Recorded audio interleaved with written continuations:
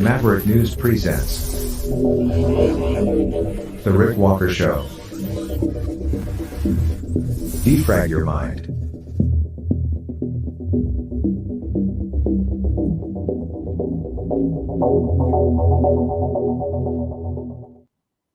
Good evening, everyone. I'm Rick Walker. Welcome back to the Maverick News channel. Welcome, Maverick family.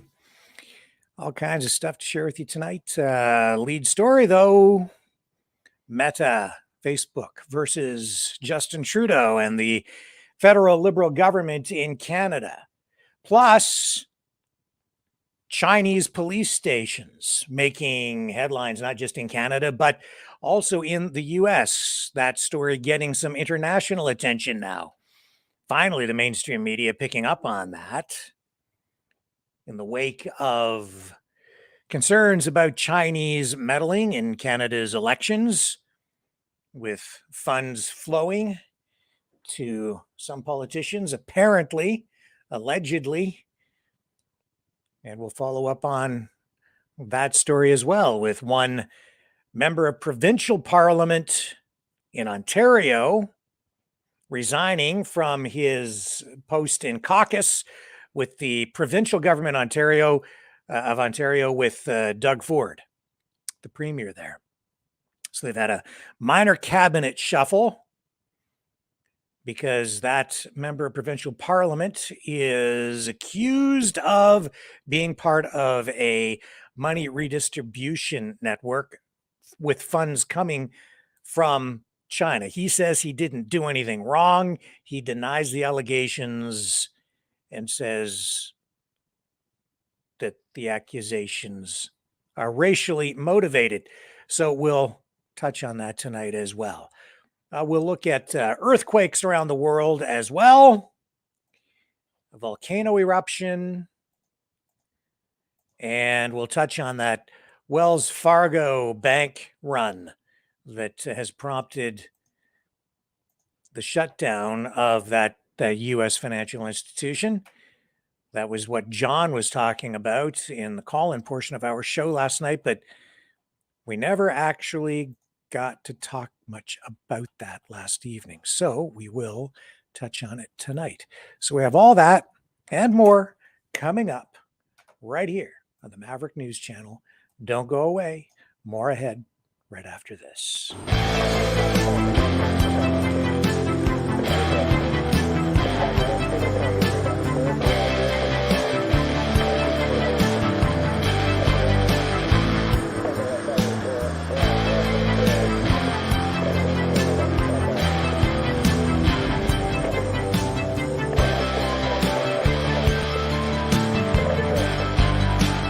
Maverick News. Fighting for freedom.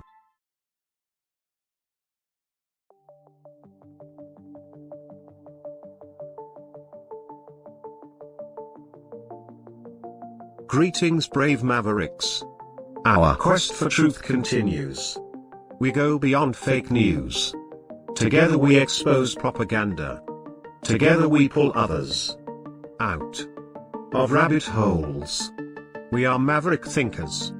We are all unique individuals, defenders of individual rights and freedoms, credible, trusted, grounded in reality. Maverick News, Maverick News. Defending free speech, free speech. Donate at freedomreporters.com. Do it now. Tomorrow may be too late. Maverick News. The world is watching.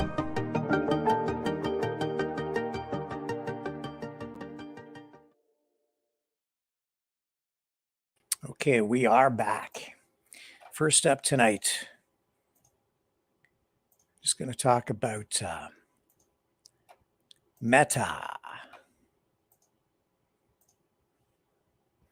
Meta is going to block access to news on Facebook and Instagram if Canada's Online News Act, taking the form through Bill C-18, is adopted as is. So Facebook and Instagram, Meta, Mark Zuckerberg's company, they're saying that they would no longer post news content from mainstream media platforms on their social media platform if Bill C-18 is passed in its current form. So this is actually backfiring on the federal government and media companies. So Meta spokesperson Lisa LaVenture released this information today, saying that with the bill's current provisions, it would place Meta in an untenable position.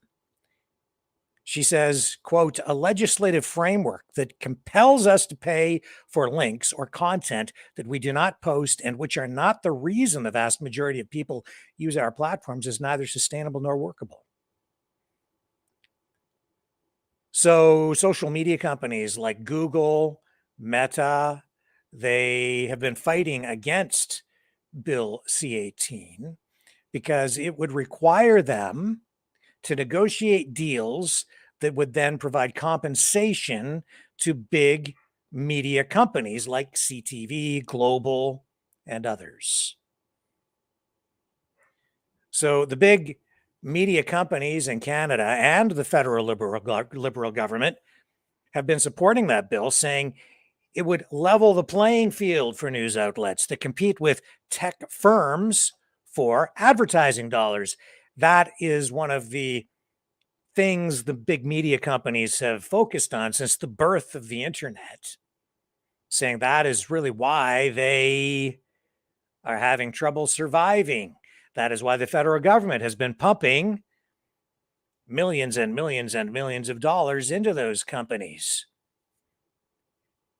Because all those ad dollars that used to go to television stations, radio stations, and to newspapers have been redirected largely to the social media companies. So Canada's Heritage Minister, Pablo Rodriguez, released a statement saying that once again, it's disappointing to see that Facebook has resorted to threats instead of working with the Canadian government in good faith.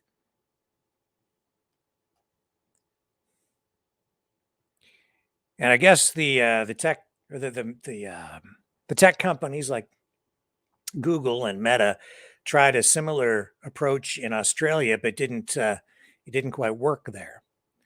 So Rodriguez, his remarks made reference to Facebook's move to block access to news in Australia. That was back in 2021. But then Meta backtracked after the Australian government made changes to an arbitration mechanism in their legislation. However, Meta has since threatened to block news access in other countries, such as the US, where Congress was considering similar legislation last year, known as the Journalism Competition and Preservation Act. Facebook has been floating the potential to block news access in Canada for many months. Bill C-18 is still making its way through Parliament. Mark Dinsdale, Meta Canada's head of media partnerships, raised the idea in October, where he argued that the proposed legislation presumes his company, quote, unfairly benefits from its relationship with publishers, when in fact, the reverse is true. He says that posts with links to news articles made up less than 3% of what people see in their Facebook feed, and said Canadians tell Meta what they want to see, and they're telling Meta that they want to see less news and political content on the Facebook and Instagram platforms. He goes on to say, we have repeatedly shared with the government that news content is not a draw for our users and is not a significant source of revenue for our company. There was a report back in 2018 from the Canadian Media Concentration Project, and that report revealed that Google had snagged half of Canada's internet advertising market share. That was in 2018. They have even more of that now. Facebook had in 2018 almost 28%. And then the remainder was divided up between Bell Media, Torstar, Twitter, and Post Media. Each of them had less than 2% each. I have to say, though, that I'm not really that worried about companies like Bell because they own half of the media assets in Canada, give or take. They have investments in cell phone infrastructure, cable, telephone, internet, and then straight up media companies like CTV, Globe and Mail. And then because they share technology and infrastructure with other companies like Rogers, Cogeco, other cable companies, and so on, they bounce off each other's cell towers and so forth. So pretty much if you pick up a newspaper, watch television, listen to the radio, surf the net, in one way or another, those big media companies are still profiting from you in some way. If you use any kind of mainstream media or any of the infrastructure that is in place in Canada to distribute content, that's the reality of it. And those big media companies get regulatory protection from the government, and they get grants and tax breaks as well, all designed to help them when they invest in new capital investments like more cell phone infrastructure or fiber optics. The government backs that up and gives them a handout every single time. If only they would give me a handout for the things that I do and give you a handout for the things that you do and you want to go into business. But they just are not as generous with small and medium-sized businesses. But if you're big, oh, they'll get behind you and they protect each other. It's a symbiotic, fascistic economic model, that is for sure. Public-private partnerships. So we'll see where all that goes. It is, in a way, very much related to Bill C-11, which is about Canadian content. And then Bill C-18 is about compensation from the media giants like Facebook, all the social media companies. They're trying to get them to give money back to the mainstream media companies. And that's what Trudeau wants, of course, and the NDP, I think, because those companies, those media outlets, those mainstream media outlets are very, very friendly to the sitting government of the day. Largely right now because they are bought and paid for with tax dollars, grants, bailout money, hundreds of millions of dollars being spent annually now. Whether you watch the CBC or not, your tax dollars are going there. And the same is true of every other mainstream media outlet, CTV, Global, and the list goes on. Even a lot of small and medium-sized newspapers. And certainly all of the large ones, including Toronto Star, Post Media, Globe and Mail, all of them. But the social media companies firing back. And, Pierre Poilievre kind of had it right the other day when he stood up in the House of Commons and really talked about the oligopoly of the media giants like Toronto Star, Toronto Sun, Globe and Mail, CTV Global, when he said, that they really are getting a bailout because they've been unable to adapt The technology has changed. It has made it possible for independent producers to go head to head with these big media companies because the cost of production has come down so much. It's very true.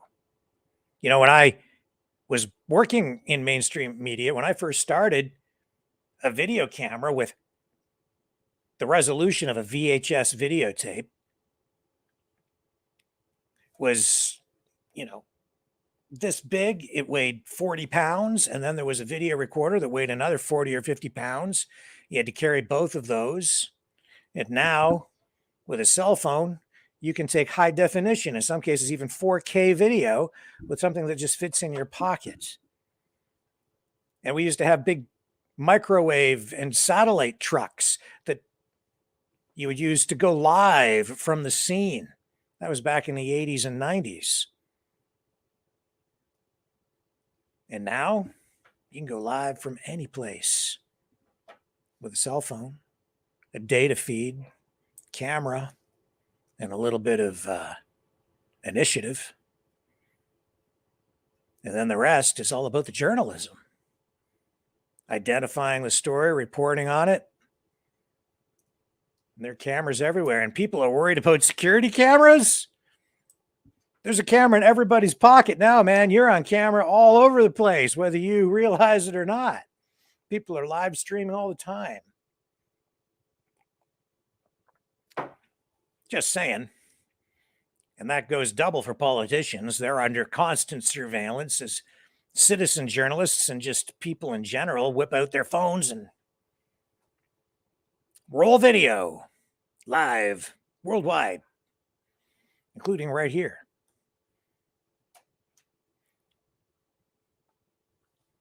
I don't think that those media companies, well, how can I put it?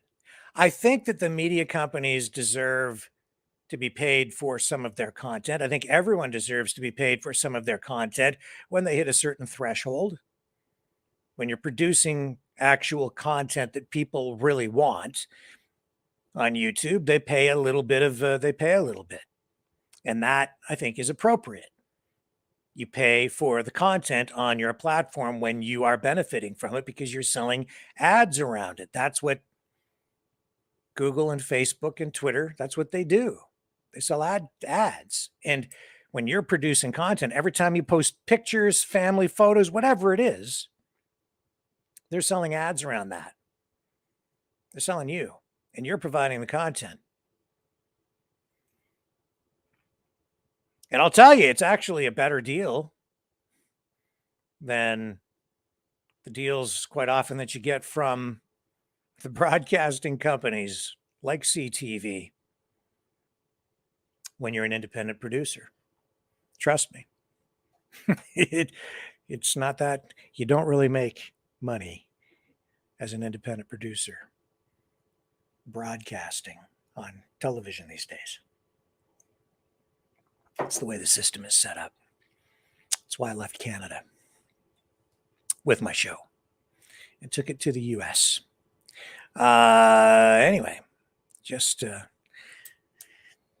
talking about that because it really does affect everything we do here. It affects what you get to see and hear. And I'm curious to know what your thoughts are as well on this issue of censorship and, more importantly, whether you even care if the news content from the mainstream media outlets is carried on Facebook and Instagram. So what we're going to do is we're going to shake it up and do things a little differently tonight. We're going to go to the phones early. We're going to go now. And you can talk about this issue, and then we'll come back and we'll dig into, we'll go to the phones for a little while, then we'll jump off, and we will look at some of the other news of the day later in the broadcast. Stay with me. I'm going to set those phones up, so get ready to dial.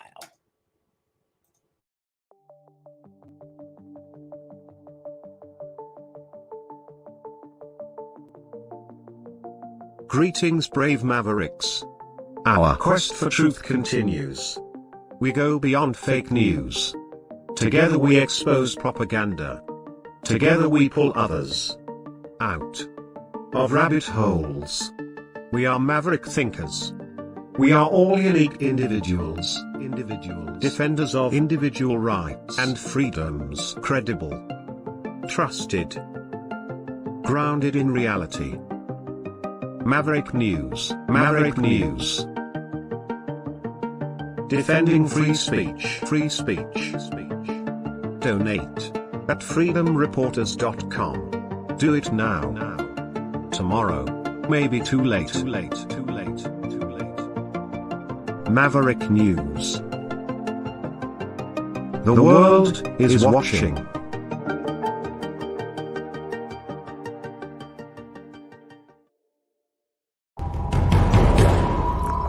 We are Mavericks. We say no to the Trudeau and Biden New World Order. And to bugs. Because bugs are creepy and gross. And people should not eat bugs. Maverick News. The world is watching. Hey, no! 2 bucks!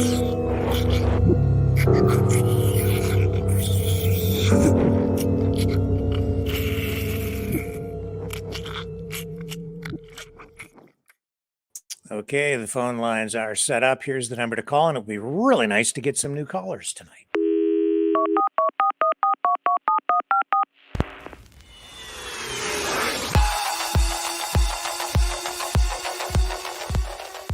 Join the conversation. Call 1-833-975-3733. That's 1-833-975. Free. Speak up. Speak out. Make your voice heard. Maverick News. Fighting for freedom by defending your right to free speech. Be a Maverick. Join us.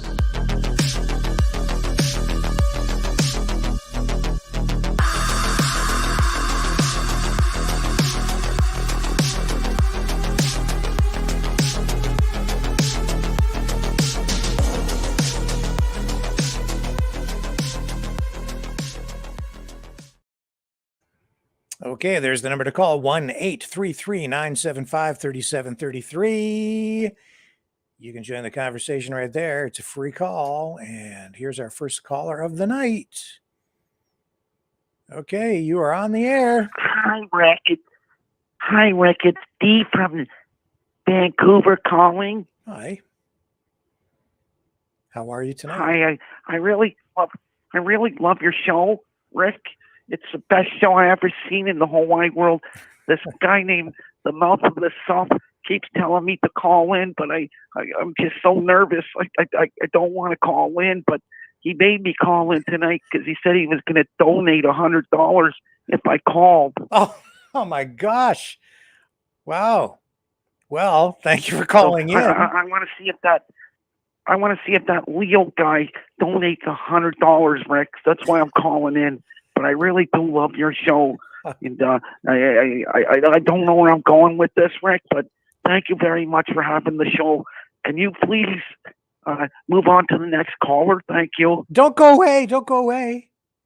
Don't go away. Are you still there? Okay, I'm still here, Rick. All right. Just talk to me about one thing. Just pick a subject that you want to talk about. Anything you want. Well, the Mouth of the South wants to talk about, you know what he wants to talk about? Sticking them cameras right in people's asses.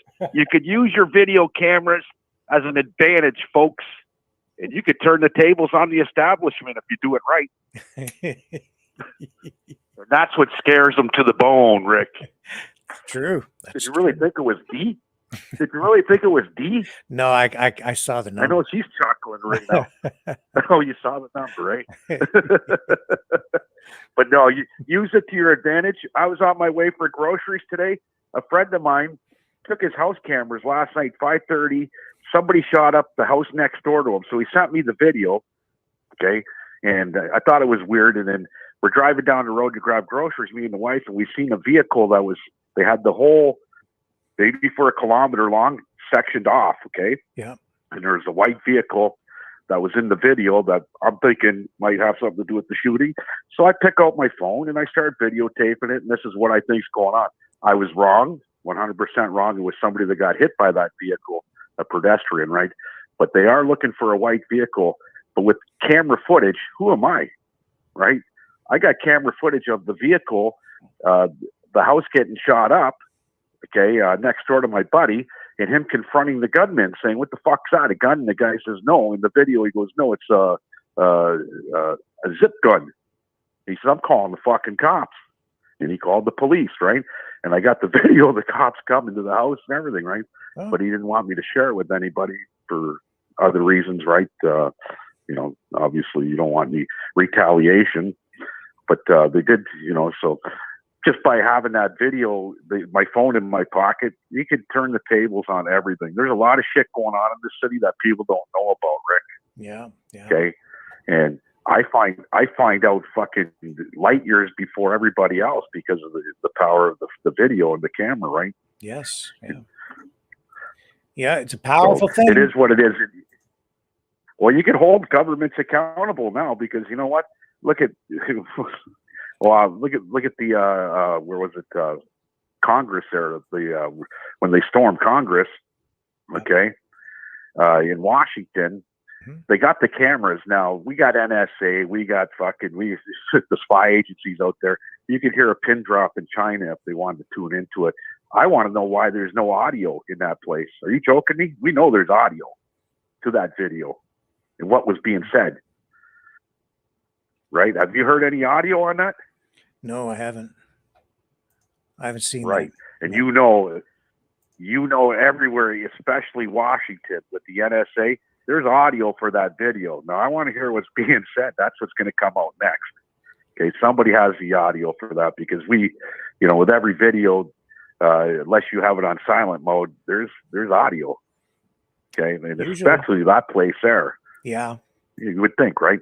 But you can hold governments accountable because, and they hate it. The conservative government, for example, okay, when Polyev came to town, I was filming it, right? And then afterwards, he was doing the meet and greet where people were lining up. I didn't get in that lineup. I don't have the time today for that shit, right? But people were getting in the lineup and getting a still picture with them on their phones. But they stated, "Oh, we don't want any live video." Right? So you couldn't take a live video of Pierre Polyev and say, "Hey, man, I'm with Pierre." Ask him a question, right? He didn't want it on his live. Now, they're trying to control things. Right? Yeah. Right. Where I'm wild, I'm live, and I'm free, my friend. And you know what? Like it, love it, or hate it, fuck you. It's the mouth of the South. And I'm going to report it the way that I see it, right? In the way that you're going to see it's live every time. You'll never seldom ever see me post a video that I filmed earlier in the day. I'm going live, and it's unscripted. And that's the key thing, right? There's no editing because you can't edit a lot of videos. You can re-edit any video. Yeah. Right. So when you go live, that holds people accountable, and that scares people to the core, my friend. Like I said, fuck, I don't need a 38 special or a 357 or the Glock 50 or any of that in my pocket. I got my cell phone. Yeah. Well, they say the pen is mightier than the sword, but the video camera is even more powerful than that. Right. So people need to start using it. I know there's a lot of shy people out there like, "D, you're shy. You got to call in." I was going to make $100 donation, but she don't want to call. Call my bluff.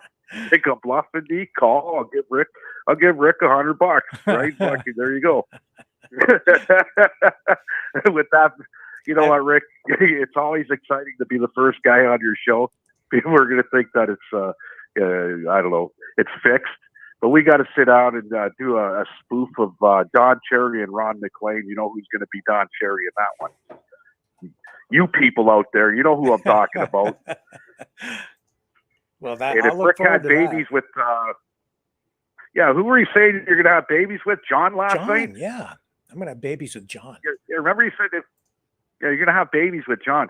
Well, I can guarantee you the baby's going to come out with nice hair. Well, but we can't go there because the last time they did the experiment on what do we call it, anal fortified babies being made. We ended up that was in 1969. They tried it on a woman named Margaret Trudeau. Okay, and what did we get in the end? Justin, the first anal living baby. Okay, you know where I'm going with it. I hear you.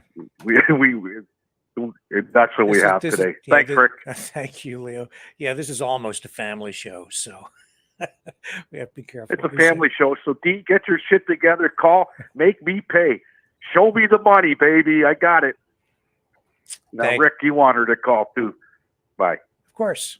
Okay, thank you, Leo. And yeah, you can join the conversation at 1-833-975-3733. That's 1-833-975-FREE. We'll take one or two more calls maybe, and then we'll move on to other news. It's a little unusual for us to go to the phone so early. We're just going to break it up a little bit tonight. But let me take a brief break while we get the next callers in the queue.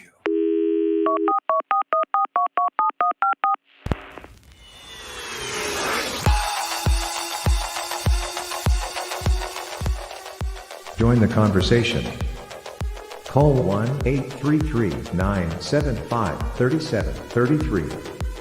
That's 1-833-975-FREE. Speak up. Speak out. Make your voice heard. Maverick News. Fighting for freedom by defending your right to free speech. Be a Maverick. Join us.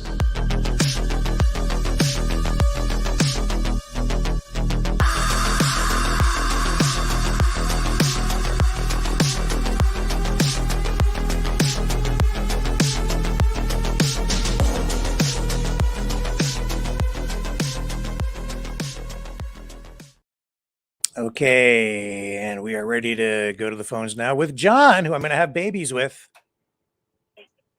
Hello. Every time I call, someone calls me on a private number, and they don't talk. It's just, I don't know. Not just you, other people too. Where's the volume on this stupid thing? I don't know. Yeah, so I tell you, Rick, this whole world, everybody wants to know everybody's dirty laundry.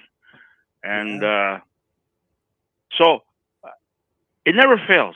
I'm on the phone, I get a call, private number or spam or whatever, but it's always something stupid. All the time. And then I delete the number and they call back. It's like they got that number there so they can track you. I'm being tracked, I'm pretty sure. Also, my provider, they want me off the system I'm on now, which is a secure system. It's not digital. And TV, phone, internet. And they want me to go to this digital system fantastic system for less money, for less money. Right now, they keep boosting my price up. Oh man.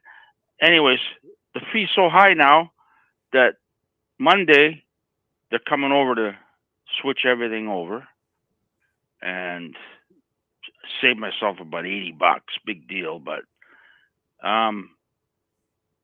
the thing is, they're trying to sell me monitoring systems for your home. Like you can put a camera outside. I said, I don't need that. I already got one. Yeah. Trying to sell me cameras for inside. And you can see it on your cell phone. But you can go to work and someone calls. I don't need Cameras it. are everywhere now. Someone's always... Yeah. Huh? Cameras are everywhere now. They just want to track. Yeah, and they want to sell you a security system for your home. So they can charge you more for your package. But cheap. Yeah. $20. Yeah. But now, the new, like the remote for the TV, it's got a microphone on it. This girl I know, she just got her system redone, and she has to talk into it for channels. Channel 7, whatever. I ain't talking to nothing, okay? So I have to disable all these, just like my cell phone that I bought. I had to upgrade, and it's got this Bixby shit, and it's a Snoops feature where they can hear everything you're saying anytime. So I blocked it, and now the converter, I'm gonna have to block it. Okay, there's three of them, three receivers, three. I'm gonna block them all. I don't want them hearing anything. I've got another converter for another system. Same thing. I blocked it. My iPad, everything's blocked. Bubblegum, tape, done. You know, bubblegum works the best, man. Put her over the speaker, piece of tape over it. So it blocks everything. It blocks. You're blocking what? The microphones and the cameras. Yeah. I don't need it. Yeah. I don't need it. My cell phone, that one, it's got Bixby. I can't block it. I can't take it out. I can't uninstall it. So you're really worried. You're worried about them listening to you all the time and watching you. Well, I'm not worried about it. I got nothing to hide. I'm just trying to find a way. Everything you buy today has got Snoop system. Your cars. That's why I bought an older car, because it doesn't have all the Snoop systems in it. Oh, everything's. What about your everything phone? You do today? What about your phone? Well, my phone, I don't take it with me. Believe it or not, only when I go to a concert, take pictures, video. I don't take it with me, and if I do, I put it in the glove box. They still can track you. I turn the location off, but I don't think it's off. It might say off, but I don't think it's off. Yeah. Yeah. I know people who track their girlfriends on her cell phone. They know exactly where she goes. I go, man, are you jealous, man? What's the problem with you? You're stalking her. Does she know this? No. But, they go, she just got it at the store now. It's like Uber, Rick. See, my wife wanted me to put a tracker thing on my phone, and that was okay for her to do it to me. But if I guarantee you, if I wanted to do it to her, that wouldn't fly. So you can't track her. No. I don't dare do that. I'll be missing a pair if I did that. Not telling her. No, I do not. Yeah. I do not track my wife. No. I don't track nobody. She always wants to know right where I am, though. And if she phones me and I don't pick up immediately, it's like, why aren't you picking up the phone? But when I call her, I know a lot of people track their kids. Yeah. I don't even take my phone with me. They call me and she calls me and I go, I don't have my phone. It's at home. Can you hear it ringing? Yeah. I know a lot of people who track their kids on their phone. That's fine, tracking kids. But this one couple, they're divorced. They're going through a divorce. So now she tracked the kid to his girlfriend's house, and she knows exactly where she lives, where he is. You know. See, you're just proving my point from the other night. Everyone's worried about smart cities, and I talked about these LED smart street lamps, and people are worried that those things are going to spy on you. And man, they don't need those things to spy on people. You already have your phones, everybody. Like that's the best one. Yeah. That and your credit cards cards. That's right. Your credit cards, they can track you everywhere you go. You don't need to everything you buy, all these points. Like some people, I don't bother with the points. Yeah. Like you go to Food Basic or whatever, no frills. You get bonus points on your food, and I don't bother with that shit. That's a tracking, and then next thing you know, your phone's full of ads. That's right. Yeah. That's exactly right. And Well, listen, we're going to move on. here it comes again. Look, Yeah. another private call I got here. Look, There you go. Well, you go get coming your up. private call. Maybe call back later in the show if we go back to the Yeah. phones. And I got your mail, by the Oh, way. all right, Thank all right. you for that, John. I appreciate that. Oh, okay. All right. Funny? Yeah, it was funny. Thank you. Yeah. Okay. All Bye. right. See ya. All right. Let's move on to Ashley from Alabama. Hello. How you doing, Rick? I'm okay. How are you? Hi, man. I'm doing good, brother. Just want to call in to say, hey, how are you doing, man? Excellent. Excellent. Good to hear from you. I hear you. Hey, I got a question for you. It's a dumb little question, but I just want to see what you think. Sure. Hey, what if Elon Musk makes a robot AI 2? I done heard this is what he's doing. He's going to make a robot to run for the president of America. What do you think about that? I think that the robot would do a much better job than Mr. Biden would. Yeah, I think he. Yes. It's supposed to be AI 2. It's got to be made in America to be America. You know what I mean? Yes, sir. You know, it can't be made in China. That's right. Yeah. I appreciate you agreeing with me with that, man, because I heard it on somewhere else on the webpage that that's what they're doing, and I'm sitting here like I told somebody else about it, and they're sitting like, no, there ain't no way a robot will be a president. I don't know, man. Them things are a lot smarter than what we think they are. That's right, especially when they get they're infused with artificial intelligence. So then that begs the question, are they alive? And if they're alive, then do they not deserve citizenship? And with that citizenship, do they not then get rights? And if they have rights, then they should be able to vote. And if they can vote, then they should be able to run for public office. And we could have an artificial intelligence robot as president of the United States. And we would be better off. Yes, because they ain't going to lie. They ain't got no reason to lie. They ain't got feelings to lie. You know what I mean? Yeah. And I think I think he's doing it because it's got to be made in America to be America. You see where I'm going? You can't have something else made in China to be over here to try to run us because it'd be rigged, you know? Yeah. But he's building this one right here to run America because there's other countries saying they want other people to come America to run America that has balls. In other words, they want someone like Putin to come over here to run America, to make America right again. You know, because you can't have these politics out here trying to like, oh, we're going to do this law right here when they just signed another law where they can't get in trouble for signing the law, you know? Just there's just one small detail that we're not discussing here. And that is that there is a lot of evidence to suggest that Mr. Biden might actually be an android.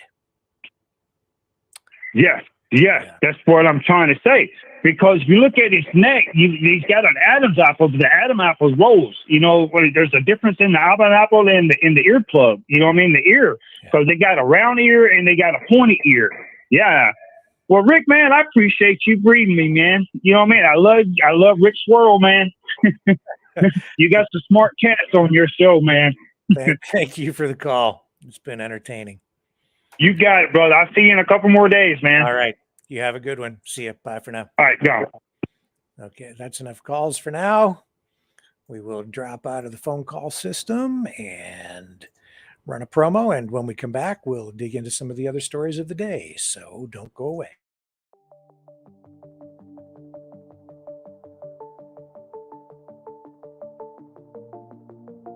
Greetings, brave Mavericks.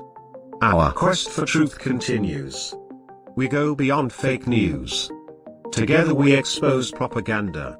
Together we pull others out of rabbit holes. We are maverick thinkers.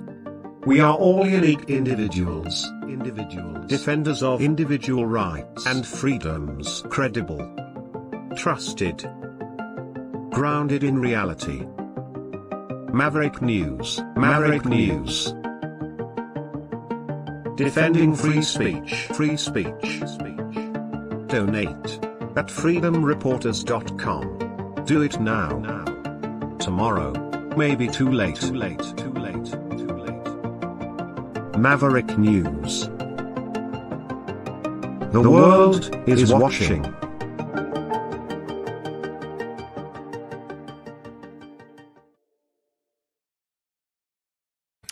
So as you know, we have been covering a lot of stories about the United Nations Declaration of Rights for Indigenous Peoples. We have been talking about what it all means for First Nations, and with everything that has gone on out west with that Winnipeg event and so on, we've been talking a lot about the Métis. Well, in Ontario, the province of Ontario in Canada, for our US viewers, a lot of people, it seems, want to become Métis. They're identifying as Métis, but the Métis Nation of Ontario has voted to oust over 5,000 citizens from its Métis citizenship roster due to incomplete applications for citizenship. So what is a Métis? If you're in the US or maybe you don't know, Métis is like a First Nations community, if you will. But it's comprised, if you're Métis, you're generally of mixed blood. You are half European, half Indigenous, but born here, I guess, or you could be adopted into a Métis family. It's a little bit complicated. According to the MNO president, Margaret Froh, some of the incomplete files that are being rejected from people who want to become or be recognized as Métis, these files could be incomplete because they maybe have not signed the oath of allegiance, or they haven't provided a long-form birth certificate linking them to Métis ancestry, a bunch of different reasons. It's also quite apparent that in various parts of Canada, a growing number of people who are probably not Métis are trying to be recognized as Métis because they want the same rights as people in the Métis communities.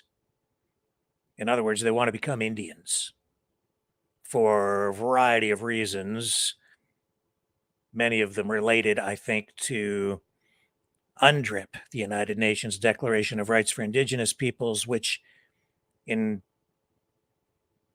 an accelerating fashion is beginning to reshape Canada, Canadian sovereignty, returning sovereignty of the land back to First Nations communities in many respects, and changing the nature of the relationship between the federal government and First Nations peoples.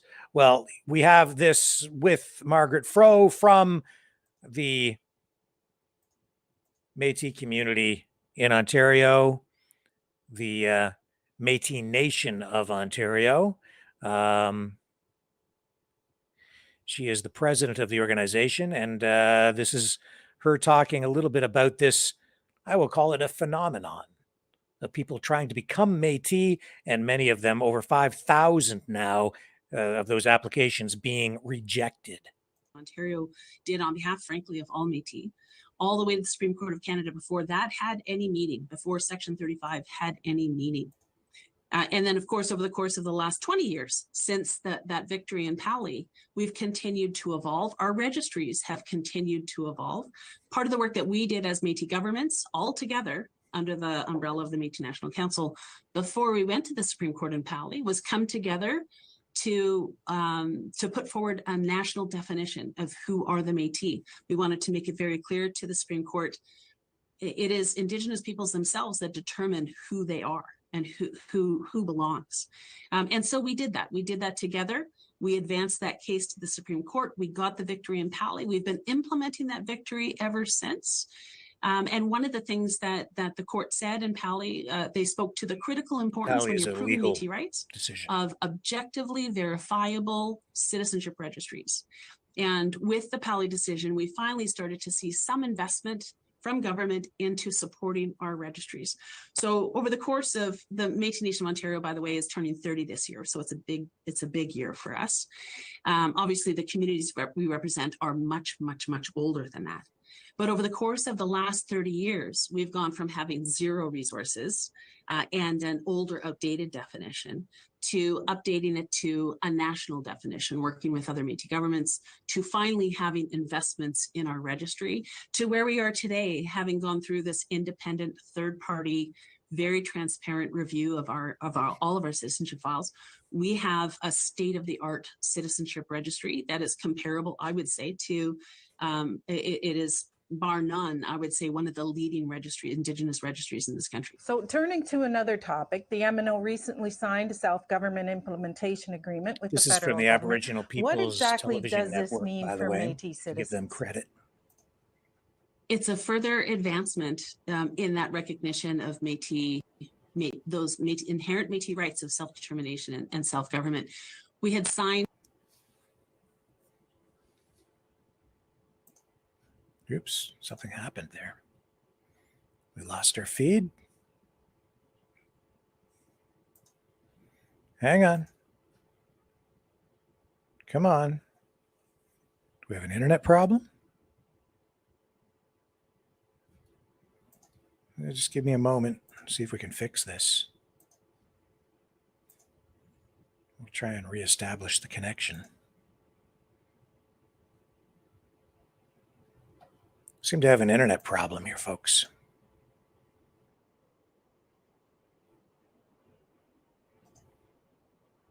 Services. And the third thing that it does, key thing that it does, it's a further advancement in that recognition of those inherent Métis rights of self-determination and self-government. We had signed the first Métis self-government agreement in June of 2019 alongside our sister Métis governments from the Métis Nation of Alberta and the Métis Nation of Saskatchewan. And it immediately recognized we represent rights-bearing Métis communities that have inherent rights. It recognized our mandate to implement those inherent rights, and it put us on a very clear step-by-step process to transition to a fully recognized Indigenous government in Canadian law. What the new agreement that we just signed, it confirms what was in the original agreement, including that the MNO is a recognized Métis government for the communities that we represent in Ontario, and that we're mandated to represent them in terms of implementing those inherent rights. But it also immediately recognizes the MNO's lawmaking powers in those three core governance areas. So citizenship, leadership selection, and our internal operations, or our governance, as well as in the area of Métis child and family services. And the third thing that it does, key thing that it does, is confirm that Canada is committed to reaching a self-government treaty with the Métis Nation of Ontario that's going to ensure that our self-governing rights are constitutionally protected under Section 35 of the Constitution Act. And so this is, as we've been saying, especially as we're engaging with Canada around things like the UN Declaration on the Rights of Indigenous Peoples Act and that action plan that Canada is developing, recognizing and supporting Métis self-government is reconciliation in action. It's consistent with UNDRIP. And it's, as well as moving forward with establishing a clear process to support the resolution of historic grievances or claims from Métis communities. But again, Métis self-government and supporting that is in fact reconciliation in action. And so this new agreement really allows us to ensure that, you know, the new rights recognition language and techniques that weren't available to us in 2019 when we signed that first agreement, that we have those in place, immediately recognizing Indigenous self-government and Métis rights. But also the fact that Canada has changed its position on a number of issues, including this concept of constitutional protection for Indigenous self-government agreements, which is that, frankly, that's very good news for all Indigenous governments. And I guess the last thing that I will say about this new agreement is that it is very clear it is a legally binding agreement as well. Okay, President Fro, we're going to leave it there. So,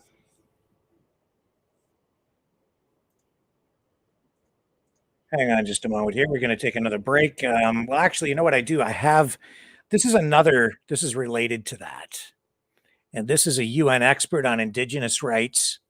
And this is Jose Francisco Calitze of the United Nations he's a UN Special Rapporteur on the rights of Indigenous peoples, and he is on a 10-day visit to Canada examining the issues surrounding First Nations, Inuit, and Métis as they relate to the implementation of UNDRIP, or the UN Declaration on the Rights of Indigenous Peoples. And this is a news conference where he explains a little bit about what he's doing. And his visit here will accelerate, I think, the implementation of UNDRIP in Canada. It's transforming the country, folks. It truly is. Hang on just a moment. Territory of Anishinaabe Algonquin Nation. In my capacity as the United Nations Special Rapporteur on the Rights of Indigenous Peoples, I am pleased to share my preliminary observation and recommendation at the end of my official visit to Canada that took place from the 1st to the 10th of March 2023. The purpose of my visit was to understand, in the spirit of mutual cooperation and constructive dialogue, how Canada implements the rights of Indigenous peoples in order to identify good practices and possible obstacles, and to present concrete recommendations for overcoming the challenges I observe. My final assessment and recommendation to Canada will be presented in a written report to the Human Rights Council at its 54th session later this year. Unfortunately, due to the limited time we have, my preliminary observation will not reflect the full range of issues brought to my attention, nor all the initiative of federal and provincial government related to rights of Indigenous peoples. Let me start by thanking the Government of Canada for its cooperation with my mandate, by inviting me to visit, for the welcome extended by its representatives, and for its openness and cooperation before and during the visit. I also offer my deep gratitude to Indigenous peoples who welcomed me to their territories, especially those who traveled to share their stories and concern with me. I am inspired by their strength and determination to continue defending their rights and seeking justice. I would also like to thank the government of Quebec, Manitoba, and British Columbia for the cooperation extended to my mandate. I regret that the government of Alberta declined my invitation to meet, especially considering the concerning situation of Indigenous people in the province. I acknowledge the progress made by Canada towards the promotion and protection of the rights of Indigenous peoples since the visit of my predecessor in 2003 and 2013, and the many efforts by Canada to implement the recommendations. During my visit, I was informed of both good practices and possible obstacles to the promotion and protection of the rights of Indigenous peoples. I commend the Canadian government on a number of positive measures, including the passage of Bill C-15, the United Nations Declaration on the Rights of Indigenous Peoples Act, and similar law enacted by provinces of British Columbia. I encourage all provinces and territories to make similar commitments and urge all levels of government to implement this law in accordance with international human rights standards. I will be closely monitoring the process to finalize and adopt the national action plan for implementation of Bill C-15 in consultation with Indigenous people, and I am interested to see how Canada will harmonize the Indian Act with the rights set out in the United Nations Declaration on the Rights of Indigenous Peoples Act. Since the visit of my predecessor in 2013, the Government of Canada and its province have taken significant steps to engage meaningful negotiations to transfer governance responsibility to First Nations, Inuit and Métis authorities, and related to criminal justice, child welfare, health, and other services. I just wanted to clarify also, because I am not very clear on the division of Canada, that I always forgot to mention their territories. So it's territories and provinces. I congratulate the Government of Canada for signing self-government agreement with 3 Métis nations, the establishment of 50 self-government negotiation tables across the country is another important step toward reconciliation and overcoming the negative legacy of colonialism. For this reason, I encourage Canada to provide adequate funding for strengthening this process and promoting a nation-to-nation relationship. I further commend Canada for advancing representation of Indigenous peoples in political and public life at the highest level by appointing Indigenous women to the office of Governor General and to the Supreme Court of Canada. I welcome the final report 2015 of the Truth and Reconciliation Commission, TRC, and its 94th calls to action, and the final report 2019 of the National Inquiry of Missing and Murdered Indigenous Women and Girls, MMIYWG, that include 231 calls for justice. And in 2021, the government of Canada passed a legislation to mark September 30th as the National Day for Truth and Reconciliation, to observe the ongoing impact of residential schools. I encourage all provinces and territories to make the same acknowledgement. Despite the positive measures taken by Canada, Indigenous peoples continue to face serious obstacles to achieving full enjoyment of their individual and collective rights. The current human rights situation of Indigenous people in Canada cannot be fully understood without considering the legacy of residential schools and intergenerational trauma they created. Over 150,000 First Nations, Métis, and Inuit children were separated from their families and forced to attend the government-funded school between 1870s and 1997. In every place I visit, I hear about how Indian residential school, more appropriately termed institutions, fracture familial and community ties. For over 100 years, successive generations of children, many from the same communities and families, were sent to this institution and never returned in numbers that may never be fully known. This experience was largely hidden from Canada's history until 2021 discovery of 215 unmarked graves at the Kamloops Residential School captured the world attention. Investigations into unmarked graves and effort to collect archival information have revealed numerous accounts of Indigenous children who entered residential school, hospital, and mental facilities and went missing, often with no information provided to their families. Children were subject to physical and sexual abuses, and many survivors now live with post-traumatic stress, substance abuse, depression, and other mental health issues. Access to information is critical for these families looking for closure and healing. The Catholic Church, healthcare facilities, and any other institution holding records are encouraged to disclose this documentation. I encourage Canada and the provinces to make it easier for survivors and families of missing children to access information by taking the legislative and other measures.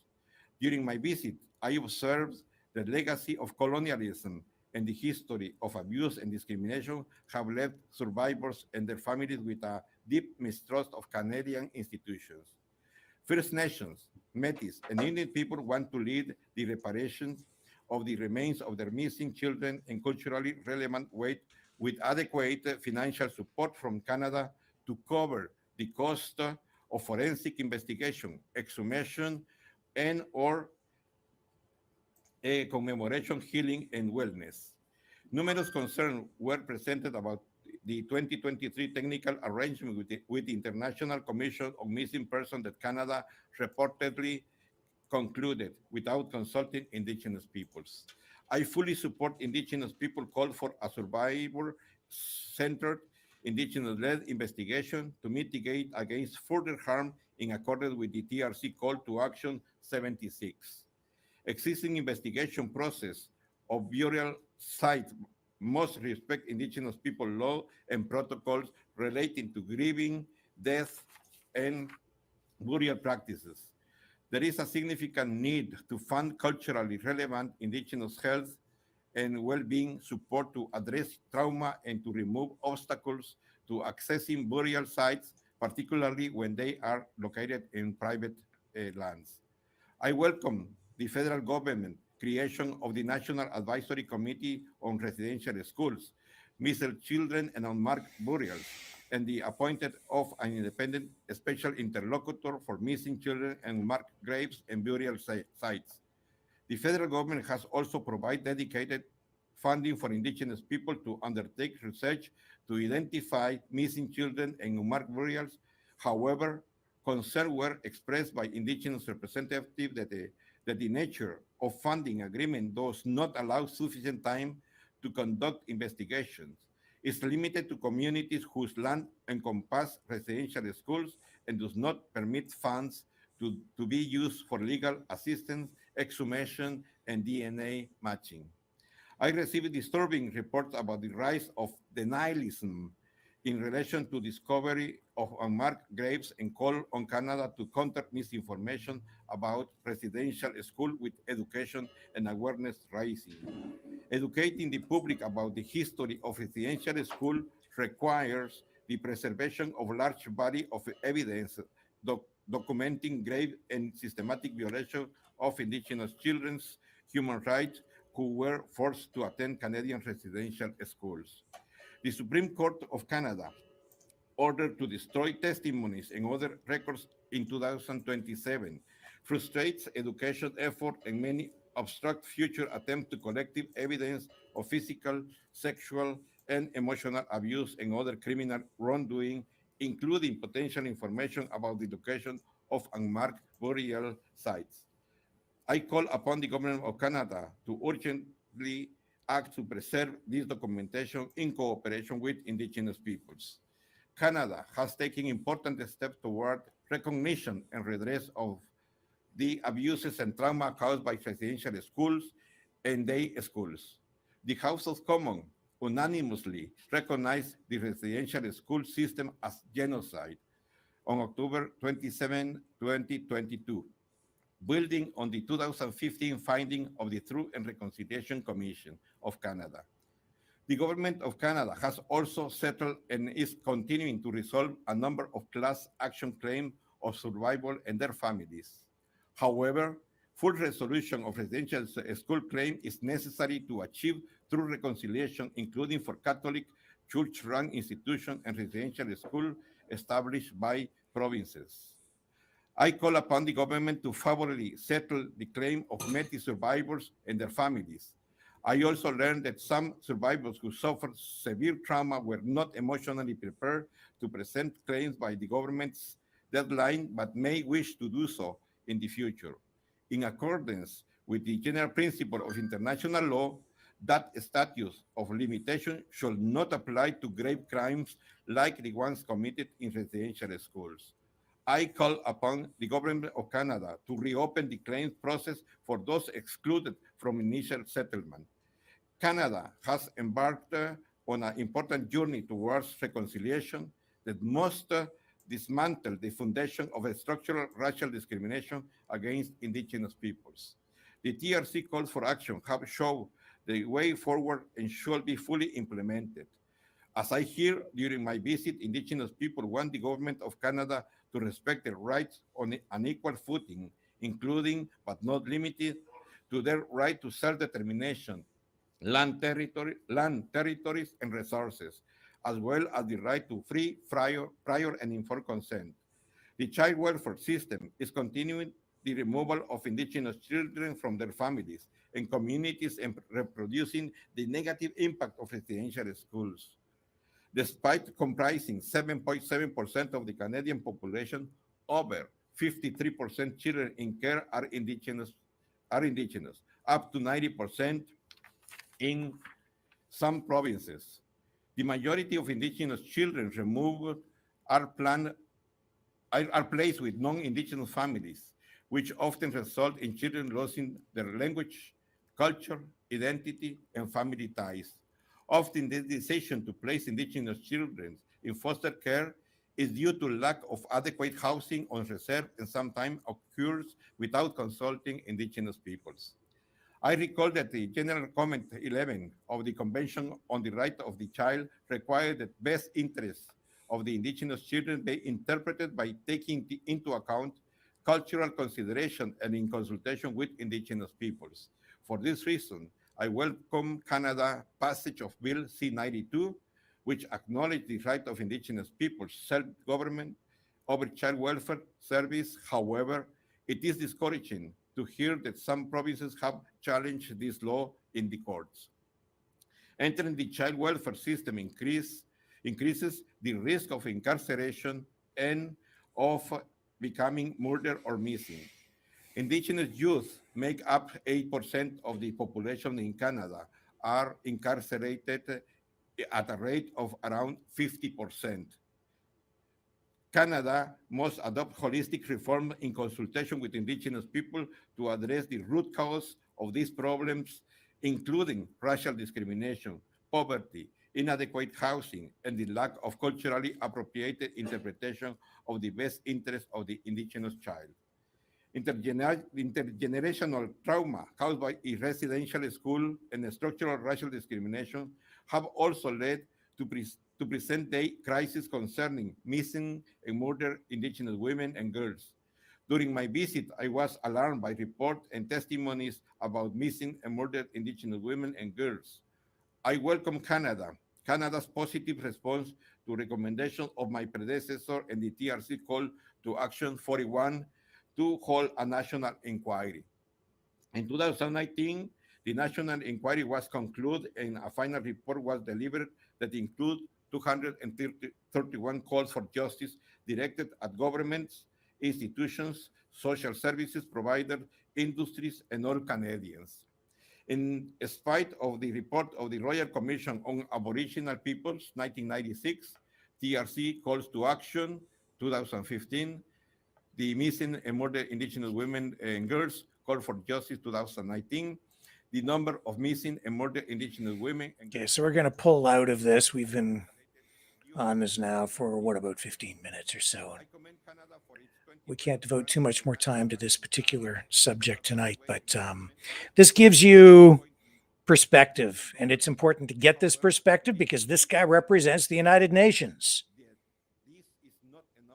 And he's here overseeing the implementation of the United Nations Declaration of Rights for Indigenous Peoples, UNDRIP, which is transformational for Canada. Various views on it. We heard from the president of the Métis Organization of Ontario, and we know other people view it differently and much less favorably. So it's controversial. We've shown you videos with Ellis Ross from British Columbia, a member of the provincial legislature out there, who says UNDRIP is dangerous. And you know what my views are. I mean, I prefer made in Canada solutions for Canadian issues and challenges. I would prefer that the United Nations not get involved in our national affairs. Nevertheless, right now, we have to deal with this.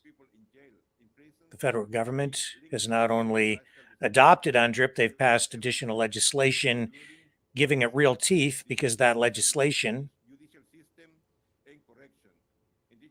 is written in such a way that it means UNDRIP supersedes the Constitution. So this is very significant. As I say, it's transformational, changing the relationship between the federal government and First Nations peoples. And it's coming from way on high. International. Globalist, if you will.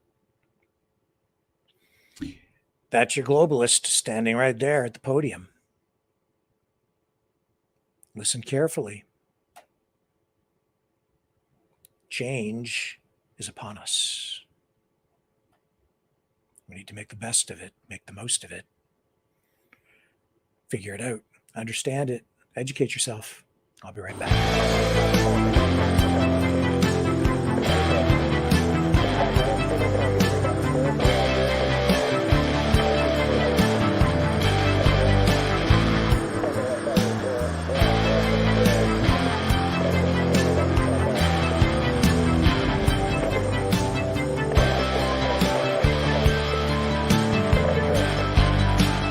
Maverick News. Fighting for freedom. Okay, still a lot of earthquake activity, volcano activity around the world. As I indicated the other night, the one night we had over 500 earthquakes worldwide. On average, normally you have about 55. In Indonesia, the Merapi volcano has erupted, blanketing a nearby village in ash. And in fact, at least 8 different communities around that volcano have been affected by the volcanic ash. Let's just get some footage up here for you so you have a point of reference on this. Hang on just a moment. We're almost there. Here we go. So that's what it looks like. Erupted around noon Saturday, today. Look at that. That's in Indonesia.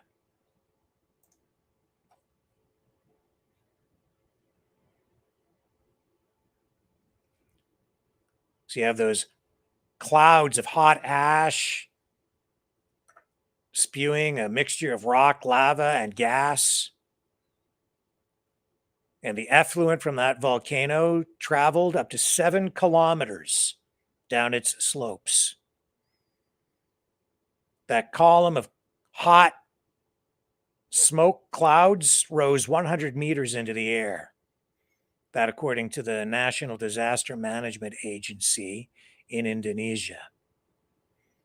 Fortunately, believe it or not, no reports of casualties so far. But all that black soot blocked out the sun,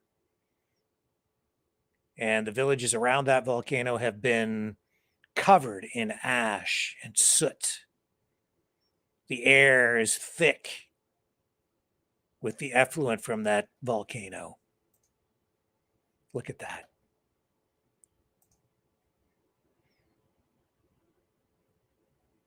Roads covered in ash. So that volcano is one of Indonesia's most active volcanoes. Its last major eruption was in 2010. And when that happened, it killed over 300 people and forced the evacuation of over 280,000 residents.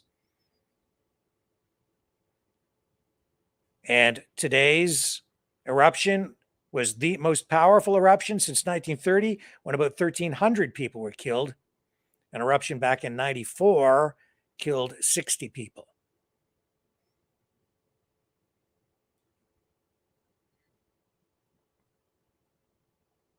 And as I say, there's a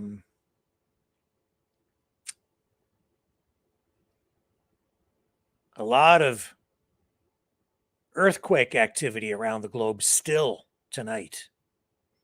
Much more than normal. Why, it's not clear, but it's certainly concerning. Mother Nature, Mother Earth, if you will, is a little bit angry.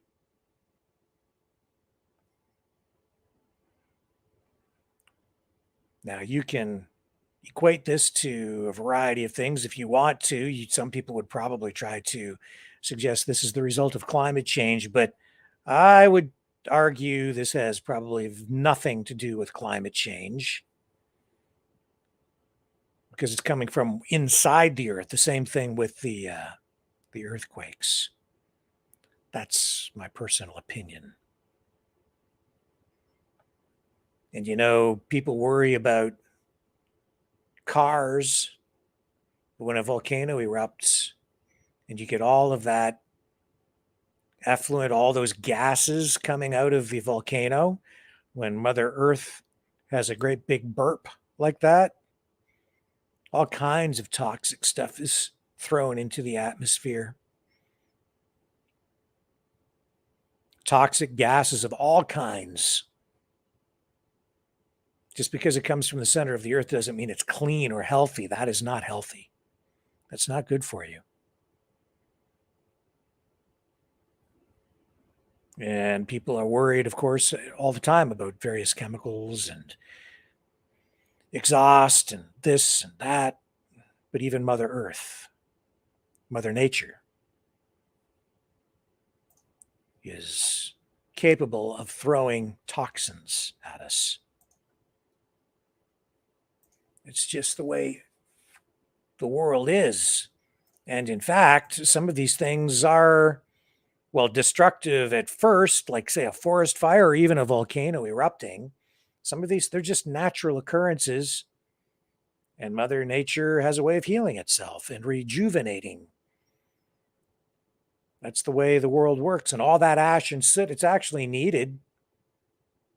You need some of that carbon in the atmosphere because that's what allows water particles to form and create clouds, and then you get rain. It's all part of the process. We're living in a giant terrarium. And the balance of nature just has a way of finding that right balance. As much as we like to think we're in control of everything, nobody here gets out alive, folks. The cycle of life continues.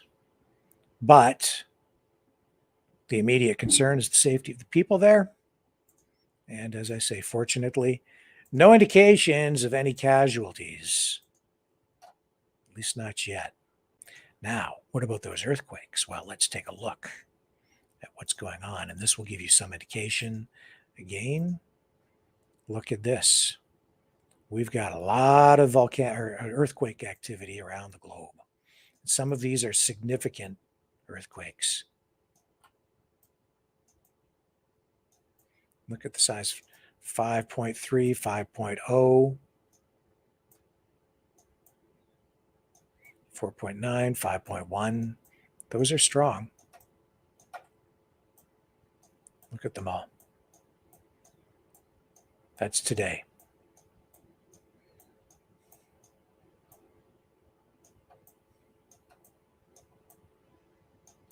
And we know that we had a lot of activity around Turkey.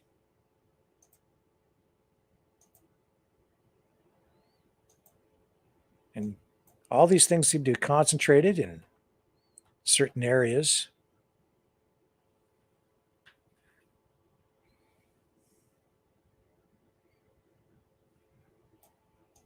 A lot of things affect earthquakes.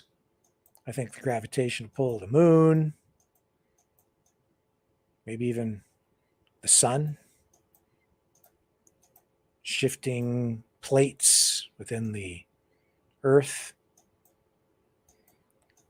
A lot of activity right there.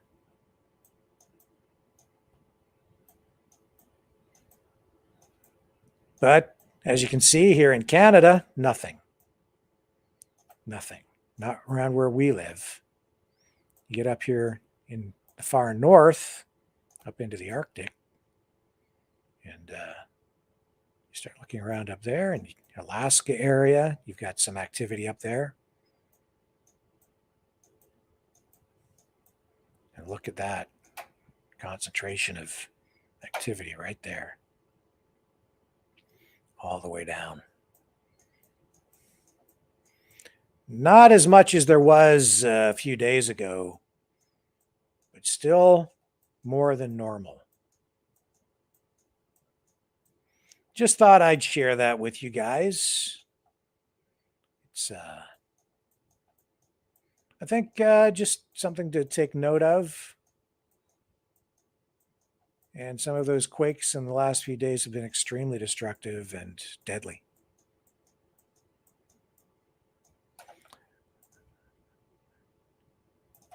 Just worth noting. Just worth noting. Okay, going to take a break. I'll be right back. Don't go away.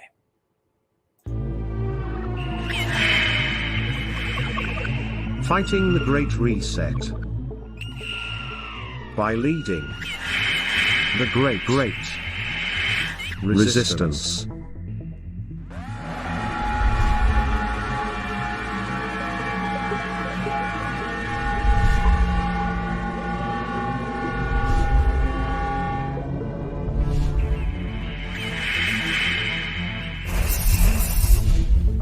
Maverick News. The antivirus programs for your mind.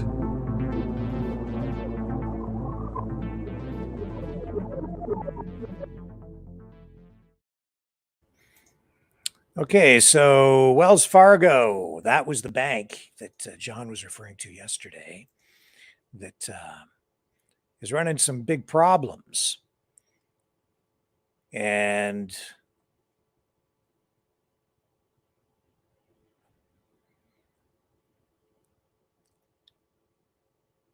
let me just check something here. So just bring you up to date on it because we really didn't get to talk about it much yesterday. Here's a short report. Bring this up for you. Here we go. If you're a customer with Wells Fargo, you may have had a little scare as you logged into your online account today. You logged on and saw you were missing a whole bunch of money. Well, according to downdetector.com, still almost 100 issues reported about 30 minutes ago. And this morning, the bank said in a statement that some customers' direct deposits transactions weren't showing up. Wells Fargo initially said there was a technical issue to blame for the wrong bank balances. And we spoke with a financial advisor to get advice on what you can do to protect yourself. If possible, to have some sort of overdraft protection on your accounts, so something like this does happen again while the process is being worked on, that you're not overdrawn. That's a little bit difficult for some people, probably many people right now. Yeah, really big headache there. USA Today is reporting that Wells Fargo reps say the problem will be shored up by Saturday and they'll refund fees incurred by this problem. So that was a day ago. And hang on here just a second. So I know that Wells Fargo's customers did report missed paychecks due to a glitch.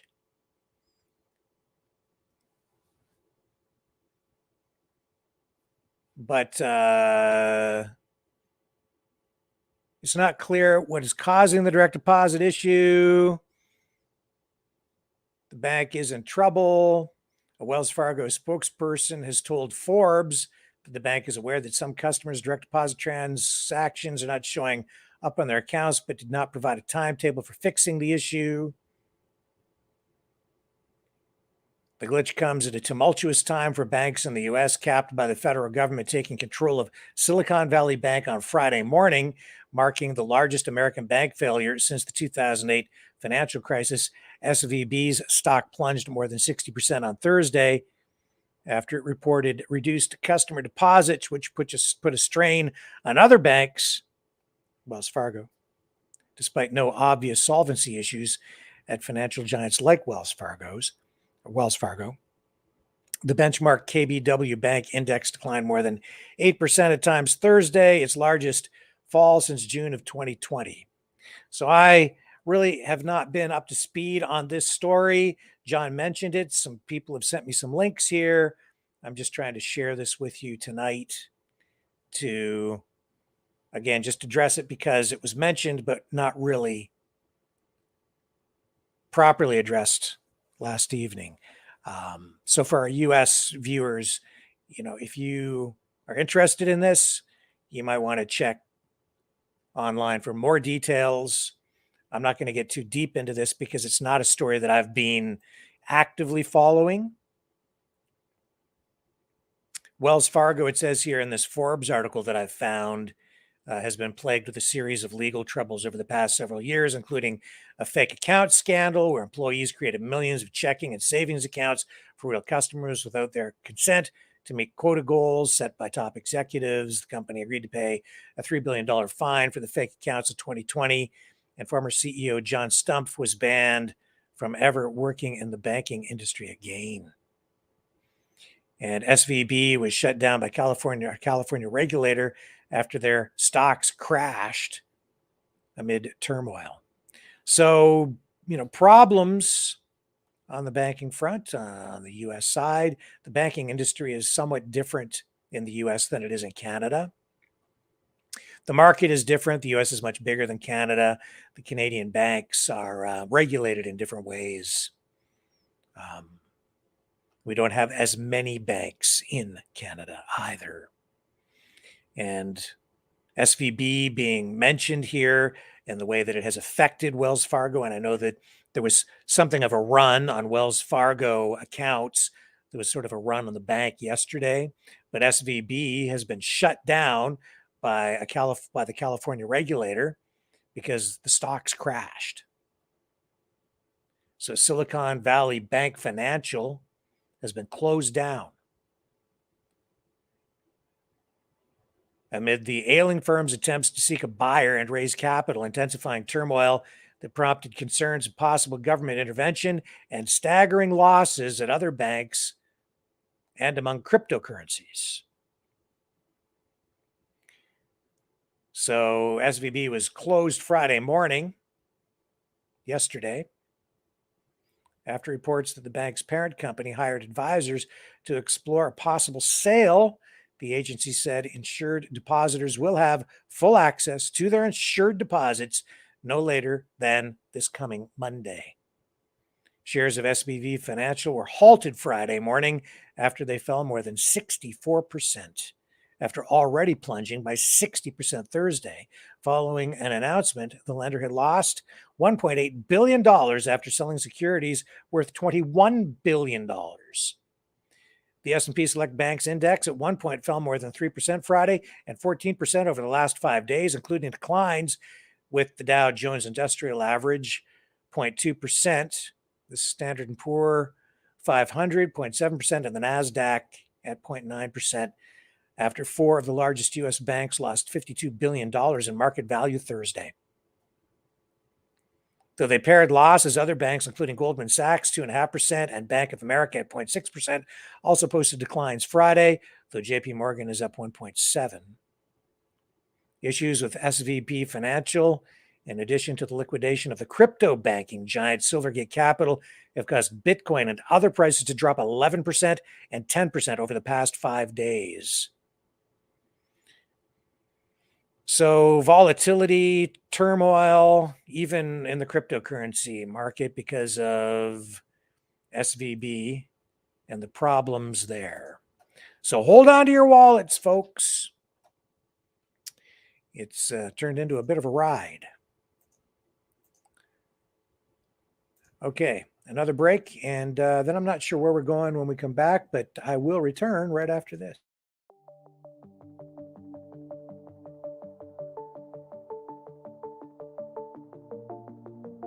Greetings, brave Mavericks. Our quest for truth continues. We go beyond fake news. Together we expose propaganda. Together we pull others out of rabbit holes. We are maverick thinkers. We are all unique individuals. Defenders of individual rights and freedoms. Credible. Trusted. Grounded in reality. Maverick News. Maverick News. Defending free speech. Free speech. Donate at freedomreporters.com. Do it now. Tomorrow may be too late. Maverick News. The world is watching.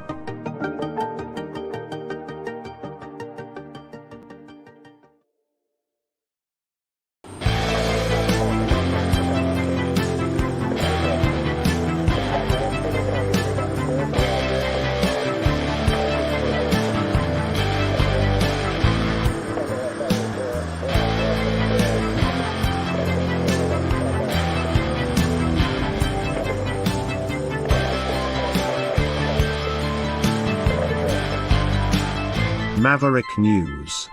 Fighting for freedom.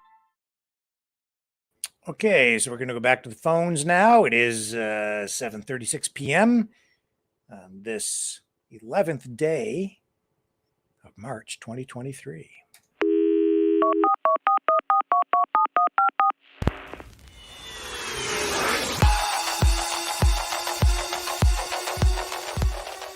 Join the conversation. Call 1-833-975-3733. That's 1-833-975. Free. Speak up. Speak out. Make your voice heard. Maverick News. Fighting for freedom by defending your right to free speech. Be a Maverick. Join us.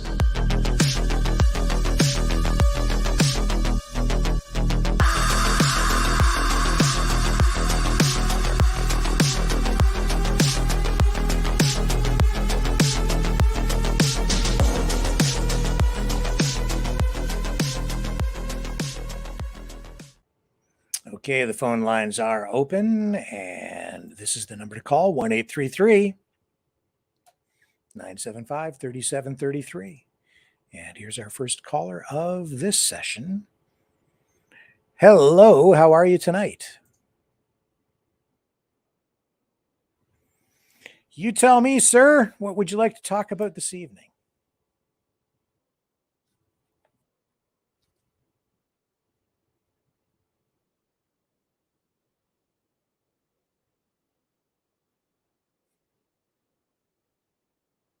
Okay, you go right ahead.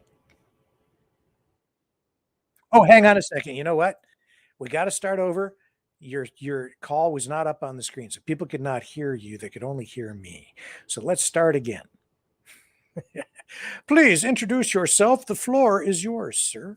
You want to talk about the earthquakes? Good evening, Rick. So I see you've been kind of chit-chatting there a bit on the oh, and just don't forget to remind me, because I got something I'd like to maybe put out there on this Wells Fargo thing. Okay, sure. This earthquake, volcano, it's a real I can lay it down to you probably in about 2 minutes. One is the sun does affect planet Earth in earthquakes. Mm-hmm. It has a direct effect on that. One is, do you know anything about the expansions of metal, Rick? You know what happens when you get a piece of metal hotter? Yep. It expands and it contracts. Yep. When it gets cold, it contracts. Yep. Okay, so we have a north and a south pole in a magnetic field. So you know what happens when you hook a battery up to an electric motor on a car? To cause it to spin, it requires a negative and a positive. So we have a negative and a positive on our pole.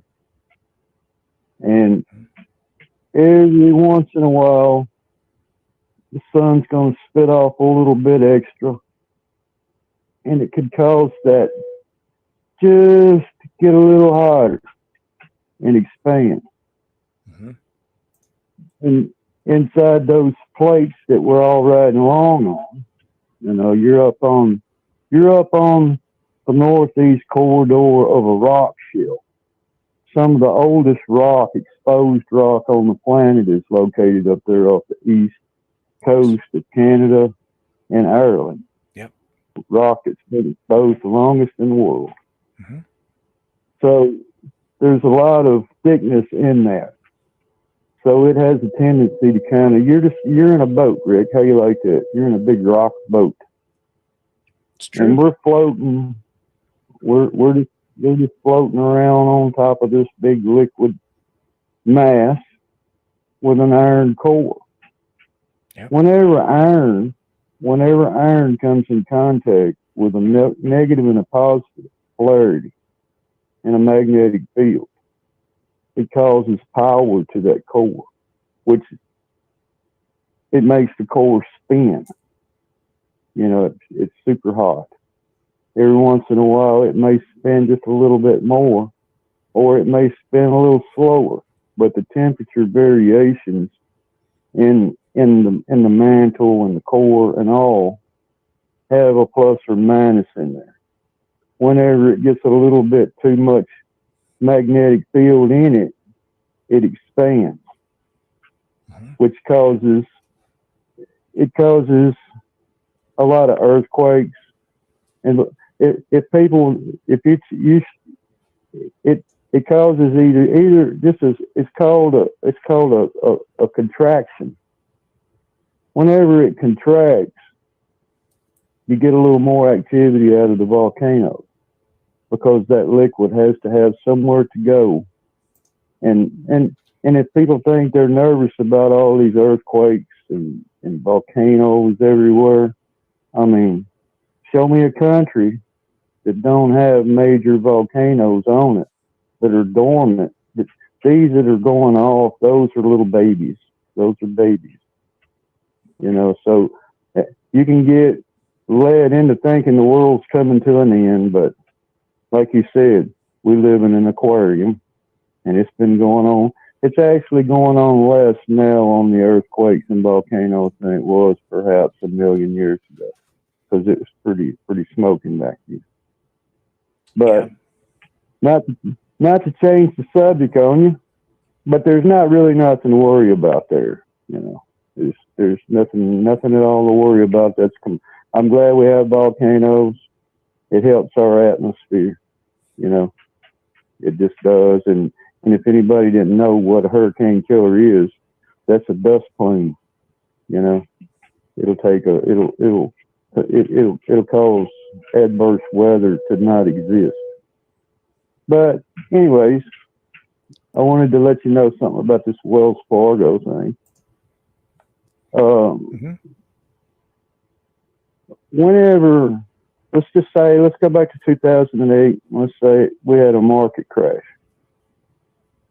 And what had happened was there was federal legislative laws put in place at that point whenever the federal institution of government felt it necessary to loan funds to corporations to keep them from having to file a bankruptcy in a certain way. They borrowed that money from essentially us, the people. They borrowed it from the people. We loaned it to them. Well, inside that, they wrote adjustments inside of all that, and it's known now as a bail-in, which it authorizes big bank chains and institutions to be able to borrow from their shareholders or their deposits. It's essentially, it leads up to the banking industry borrowing money from the deposits, which it's a well-known fact. There was just something that went on over in Europe not so long ago about the same incident. So whenever an institution feels as though it's really in a pinch for some cash flow, there's a lot of credit out, and it's like they have 265 million plus credit card holders alone inside the country of America. You could only imagine. So whenever the bank has no money coming in, it has no revenues coming in, only because people are just interested, gross. There's nothing's really going on. They're not making any money. They're losing money. So whenever they get in a pinch, they're authorized now to be able to borrow from the depositor. And it's perfectly legal. But then it can cause what they call a cash drought, which means it can be a cash drought. It means that if you run a business to where you have to maintain your business, it's like a check cashing business, for instance.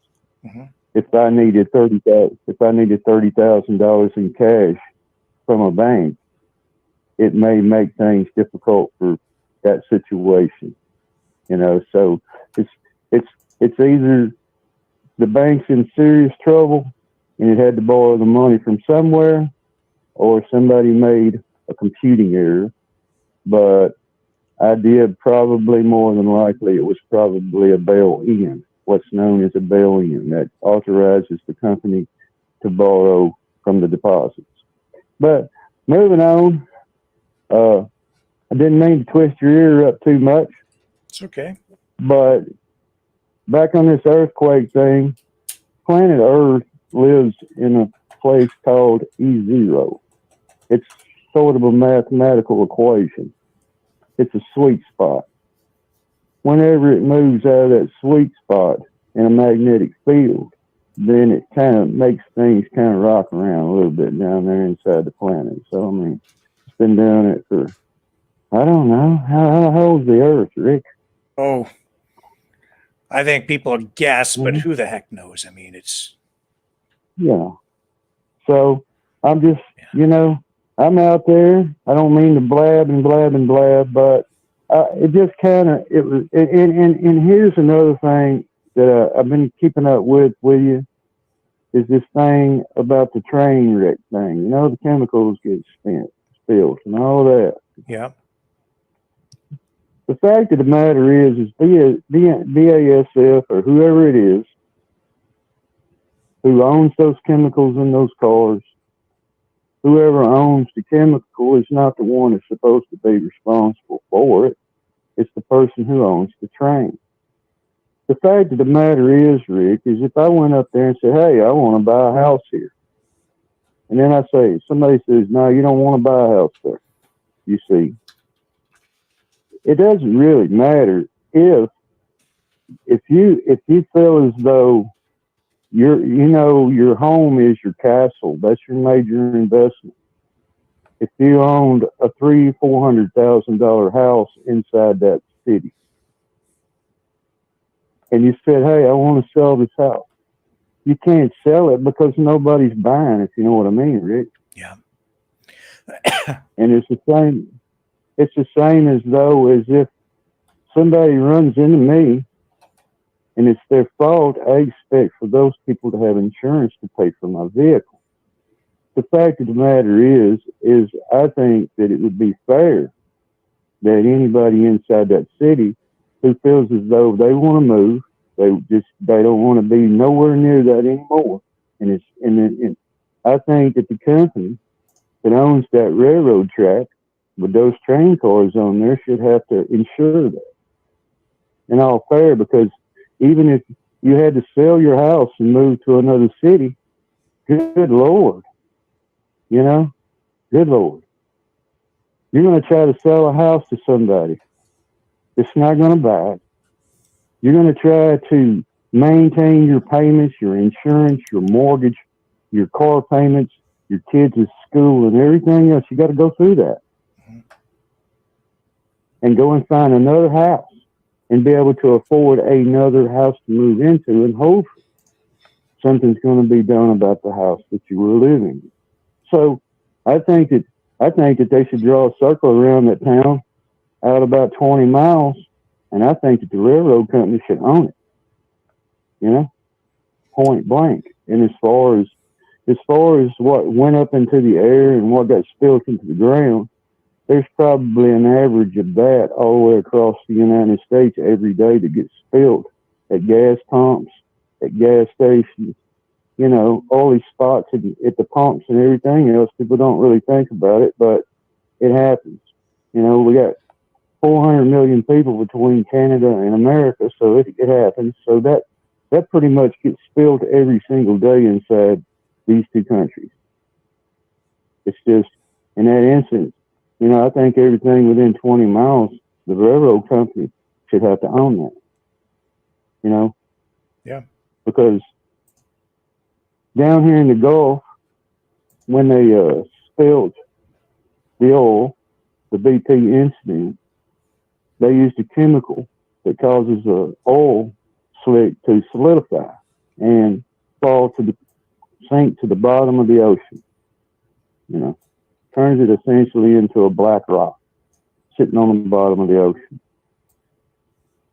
Well, in those reservoirs near and around where that incident was at, I would say that that's more than likely how it was treated. It was treated with a solidifying agent. It's laying on the bottom of the streams, and anytime anybody walks in it, it's never going to go away. It's never going to go away. Mm-hmm. Well, listen, So they're sir, stuck I with it. appreciate the call. I think what we're going to do is. Was that first? I'm sorry, what's that? Was that first? Was that first?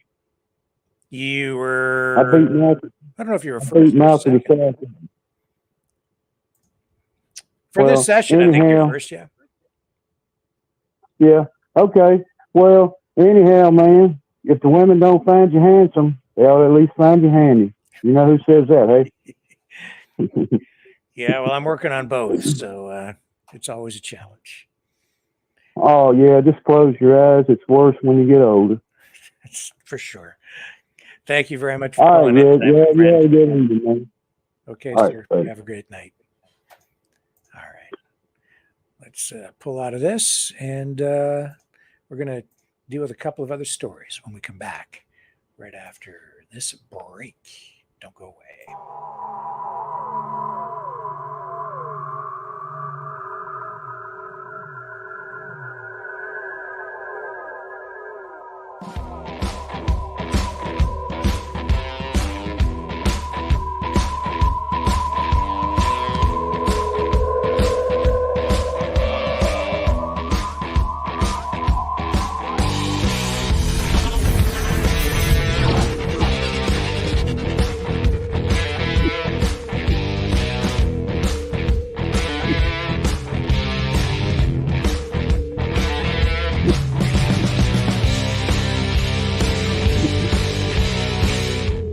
Maverick News.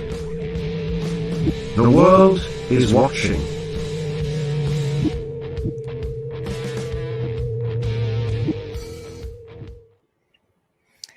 So, Harry and Meghan, apparently, they're caught up in this whole SVB banking thing.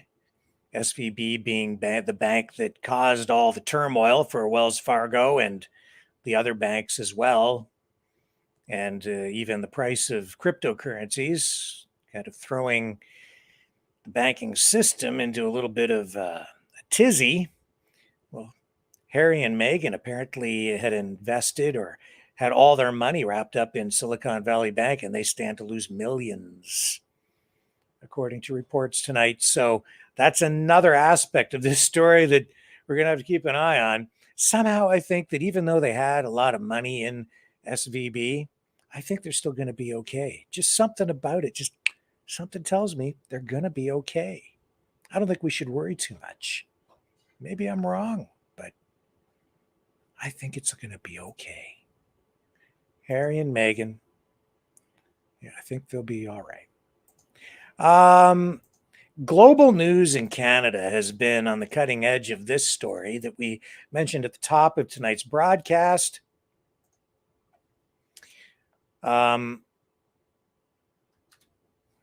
Vincent Ke, and I was pronouncing his name incorrectly last night. I apologize for that. He is not a politician that has really been sort of on my radar. He just hasn't been, super high profile, but he is now. He has resigned from the Ontario Progressive Conservative Caucus because of allegations of involvement in 2019 election interference. Specifically, this relates to alleged Chinese money flowing into the hands of some politicians in Canada, and that money potentially influencing election outcomes in some ridings, but not apparently the overall outcome of the federal election. I don't know. But he has resigned from the Conservative Party. And this follows a report from Global News of allegations by intelligence sources that Ke was involved in an election interference network directed by China's consulate in Toronto. And, I've had some people say, oh, come on, China isn't really involved in influencing elections in Canada. This is just Chinophobia. No, I think there's genuine evidence pointing to Chinese involvement and attempts to influence the elections here in Canada. Absolute evidence. It's an issue. And we've seen that information leaked from the Canadian Security Intelligence Service in Canada to the media, and Global has to get the credit for these stories because they have been breaking them. Now, in this case, they have new allegations against this politician. He denies those allegations and has said that he's being targeted because of racism. Ka represents the Toronto area riding of Don Valley North. And he says in this quote, "While the Global News allegations about me are false and defamatory, I do not want to be a distraction to the government and take away from the good work Premier Ford is doing for the province of Ontario." That was in a statement that he posted on Twitter. He will now sit in the provincial legislature as an independent. He offered to step away from the Ontario PC caucus, according to Caitlin Clark, a spokesperson for Doug Ford, Ontario's premier. Premier agreed and has accepted his resignation effective immediately.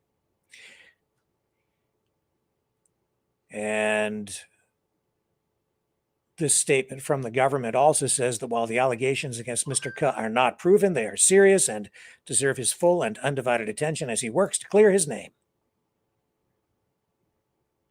And this, of course, is affecting directly Prime Minister Justin Trudeau, because the bulk of the concern is focused on the federal elections and federal politicians, and mainly Liberals who may be caught up in this. The Prime Minister has been doing his best to avoid calling a formal inquiry into Chinese election interference, foreign interference in Canada's elections.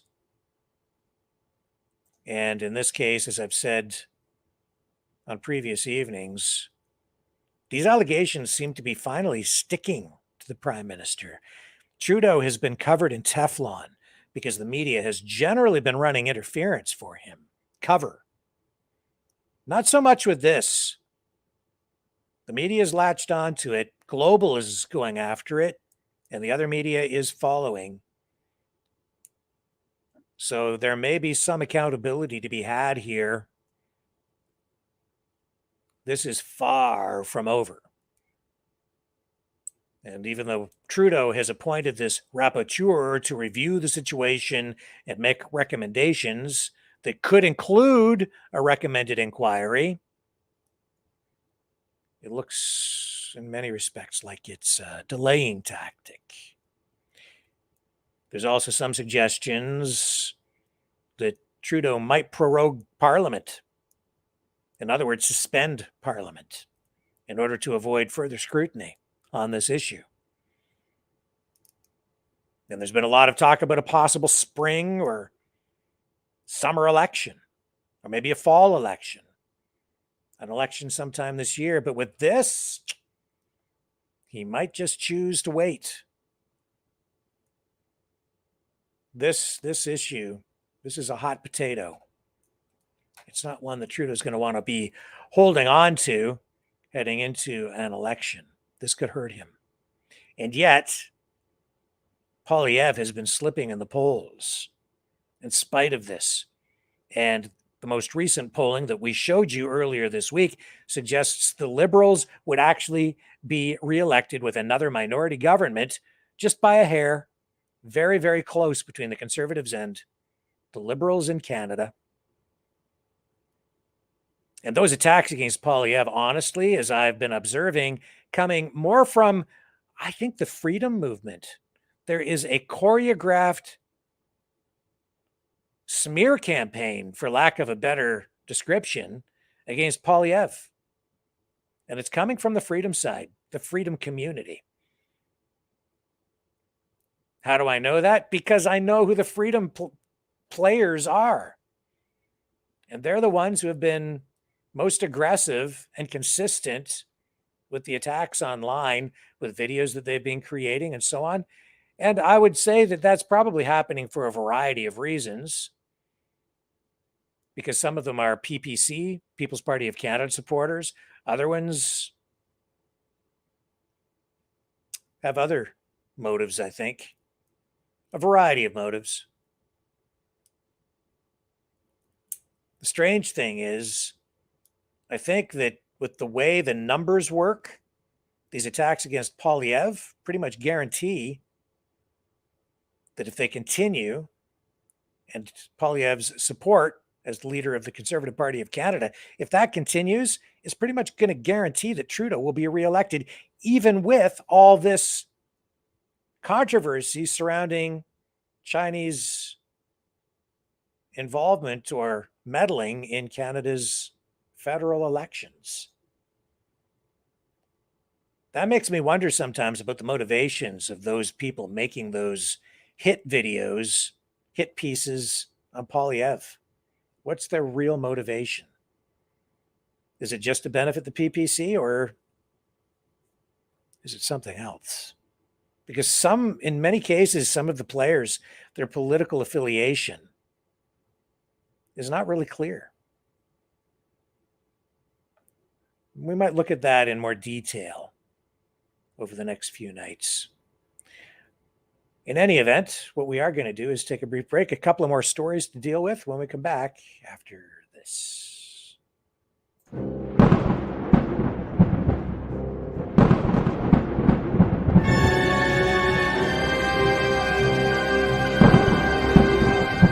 Fear not the storm, for truth is on our side. Maverick News. The world is watching.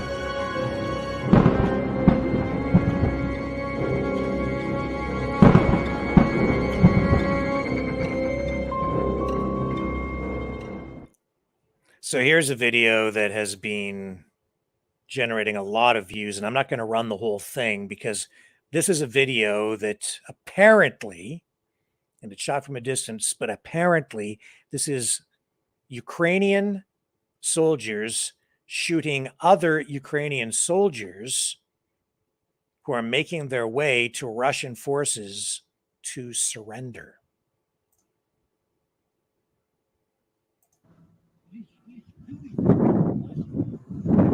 There they are. And I'm just going to pause it right there. I'm not going to show you. See the three soldiers, I believe it's three. They're shot.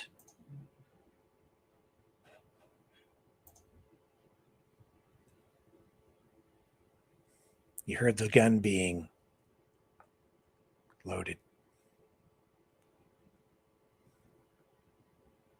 That's the reality of war. That's the reality of what's going on over there.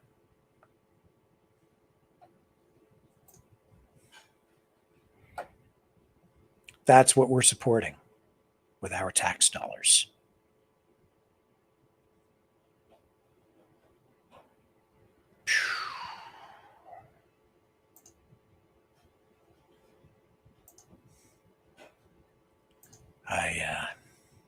I don't know.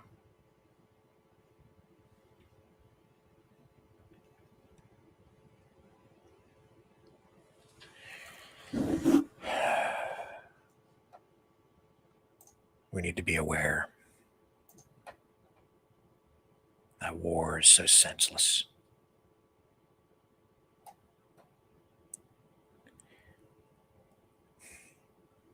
Let's just take another quick break. I need to gather my thoughts, and when we come back, the world according to Gary. Don't go away.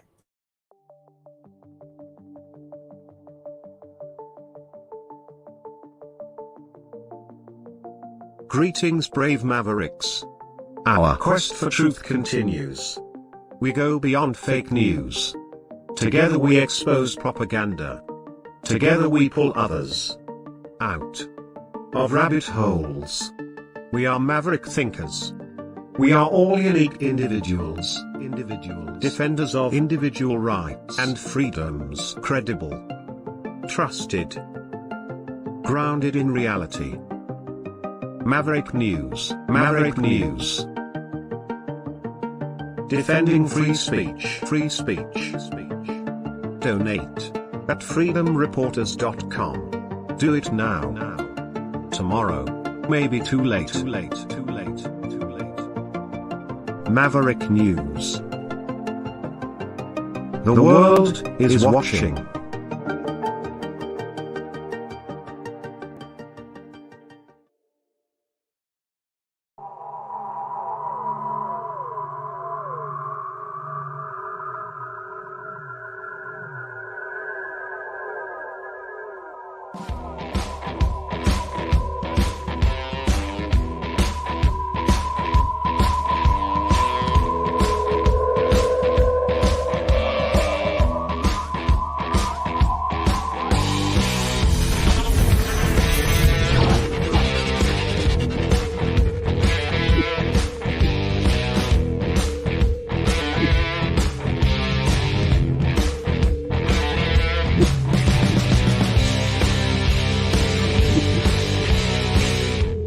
Maverick News. The world is watching.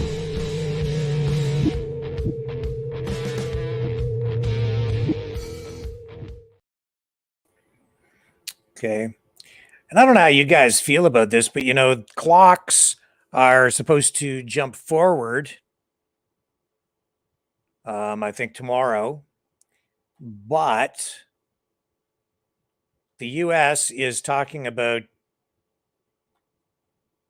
doing away with the daylight savings time thing. So tonight you're supposed to put your clocks ahead an hour so that at like 12:01 a.m., right? Clocks go ahead, and then that gives us more daylight. But legislation in the U.S. could put an end to that. Senator Marco Rubio last week reintroduced the Sunshine Protection Act that would allow states to make daylight time permanent.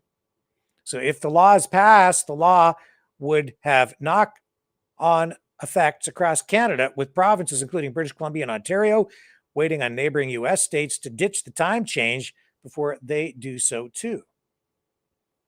Out in British Columbia, the premier says the province wants to remain in sync with West Coast American states, and he's very much looking forward to getting rid of daylight savings time. So that bill was first proposed in 2018. It has repeatedly failed to get through both chambers of Congress. And last March, it stalled in the House without a vote. University of British Columbia business professor Werner Antweiler tells media outlets that the latest version of the bill has bipartisan backing, and if it passes, BC's time change at 2 a.m. Sunday morning may be its last.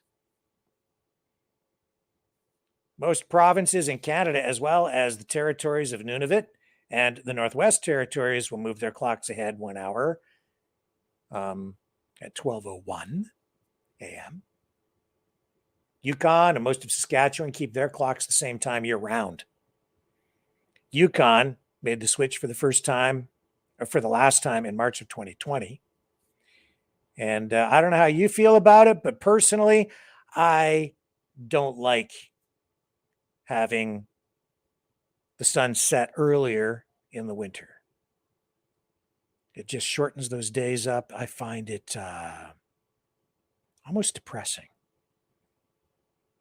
And it makes it difficult to get things done at the end of the day. But I'm not much of a morning person. More of a morning person now that I'm getting older. But I don't know how you guys feel about it. What do you think in the chat?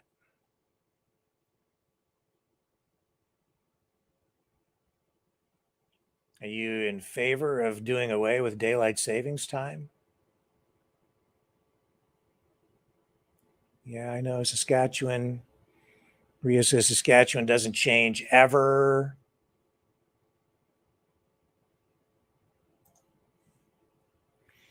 COVID Warrior says, imagine if there was no time zones. That would be interesting, wouldn't it? Then it would be like I don't know how that would work. I'd have to give that some thought. If everybody was just on the same time, right? So then PM wouldn't mean post-meridian anymore, or pre-meridian, after meridian. It wouldn't matter, right? So I don't know. AM, PM. Fred says clocks are overrated. The sun and moon are right up there.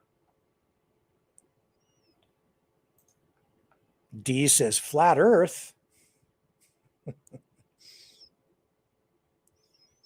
You know, I had Brian on the phone yesterday, Brian Howell, and he said that we should do a show dealing with conspiracy theories.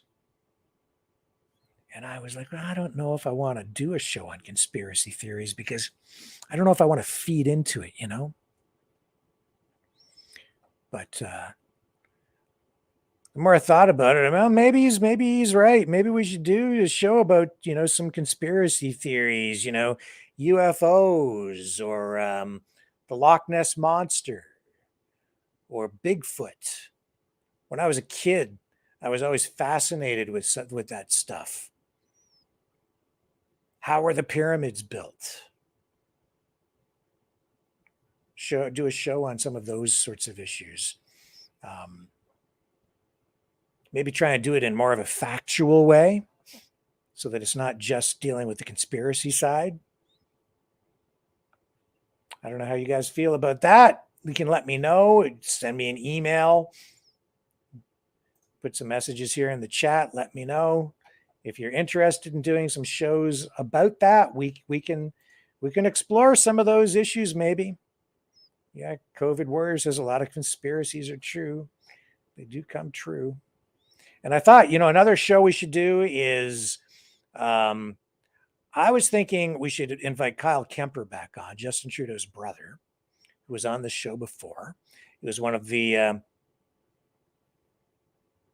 most watched shows of last year. But, you know, he is something of a cryptocurrency expert.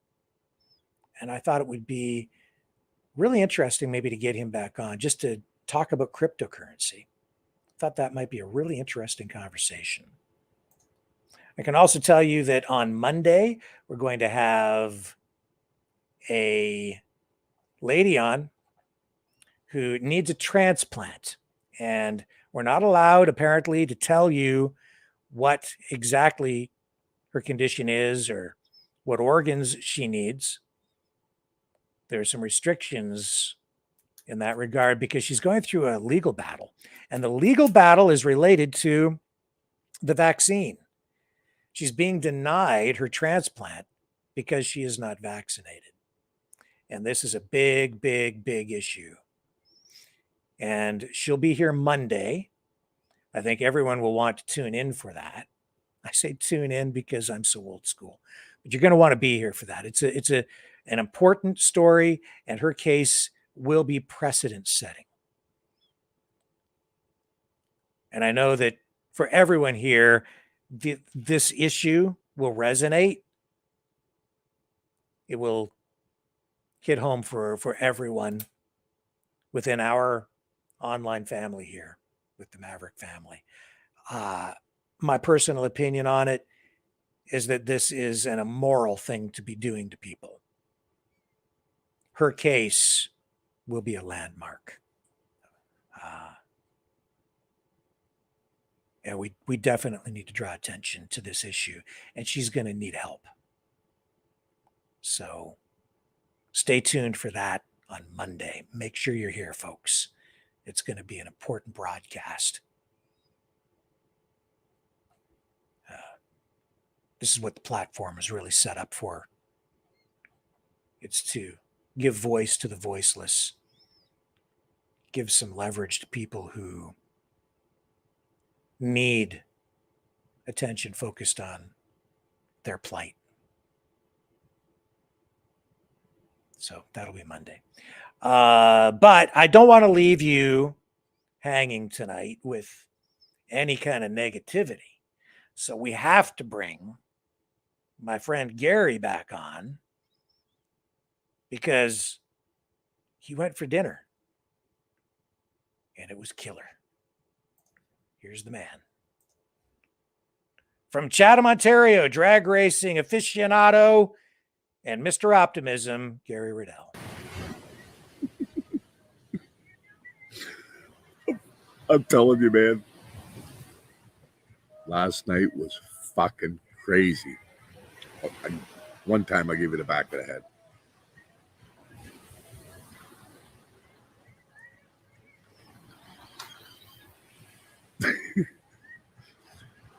Dinner was unfucking believable. We're talking 14-ounce hunk of prime rib, medium rare. I scoffed it down before I had a chance to take a picture of it. We got a fucking brand new bus. 14 of us on it. Went to Avani's. You seen the gang. Came back here. They pounded the fucking beer and the fucking tequila till they fell out of the fucking chairs. Of course, I'm the babysitter, helping them up off the fucking ground. Oh, what a fucking night. Got one more Chathamite coming today, I think. Fucking unbelievable fucking evening. Unbelievable. So, look at the fucking day we got. Wait a second. Here comes Rhonda and Paul. I'm telling you, right? Yeah, hide, mister. Yeah. It was it was crazy last night. I'm telling you right now. 14 of us on the bus. We only had reservations for 10. They jammed us in. It was crazy, man. So how was it last night? Oh, it was I'm telling you, hunk of prime rib. I know it's like Canada, eh? I'm already booked for Tuesday. I'm going back. You're a big meat eater, right? Oh man, that place is just killer. It's killer. I'm so glad you turned me on to it. I didn't turn you on. Well, yeah. I'm just looking at it. Unbelievable. You look like a fucking, no offense, like a Star Trek. I'm telling you, Star Trek, I'm ready for it. Fucking crazy. Anyway, we got to make a decision for tonight. So, yeah. Morning, Ricky. How are you? Oh, I had to babysit last night. They were falling out of their guys fucking down there for a little bit. Fuck, it was nuts. Star Trek. It's crazy. The whole fucking adventure. All right. Yeah. They're just starting to fucking wake up. I'm telling you. Yeah. I'm telling you. This fall, I'm bringing adoption papers and get one of these fucking locals to adopt me because I'm not gonna want to come home next year. I mean, I gotta come home, take care of some shit, but yeah. Hopefully I get all that done and next year I can just fucking stay. I got 3 drag strips. I just gotta find them. I've been too fucking busy going for dinner. Oh fuck. Everybody have a fun day. Okay. Fuck. I'm telling you. Oh man. Yep. Got the cornrows in. We're good to go. Everybody have a unbelievable. I mean, the whole night was worth all the tea in China. Fucking what a blast. I do apologize for the language. I didn't fully vet that before running it. But in spite of the language, it's the attitude, man. He's just nothing bothers him. In this crazy, negative world full of wars and conflicts and controversy and all the isms, Gary finds joy in dinner. We could learn a lesson from that. All of us, especially me. You know, you get so immersed in the daily grind all day, I'm all night, all the time. I'm just absorbing the news. And there's so much negative stuff out there in the world. It's even with the language, it's just refreshing to hear from somebody who just goes through life and is free in his mind. He's just free because he realizes that as he sits there on the beach, the day is his, and it's his to seize, and he does. Seize the day. Make the most of it. They won't make another one. Once it's gone, it's gone. Once it's gone, it's gone.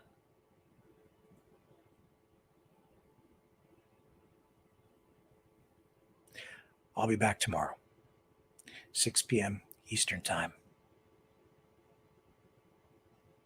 But it'll be an hour later because the clocks go ahead. Catch you on the flip side.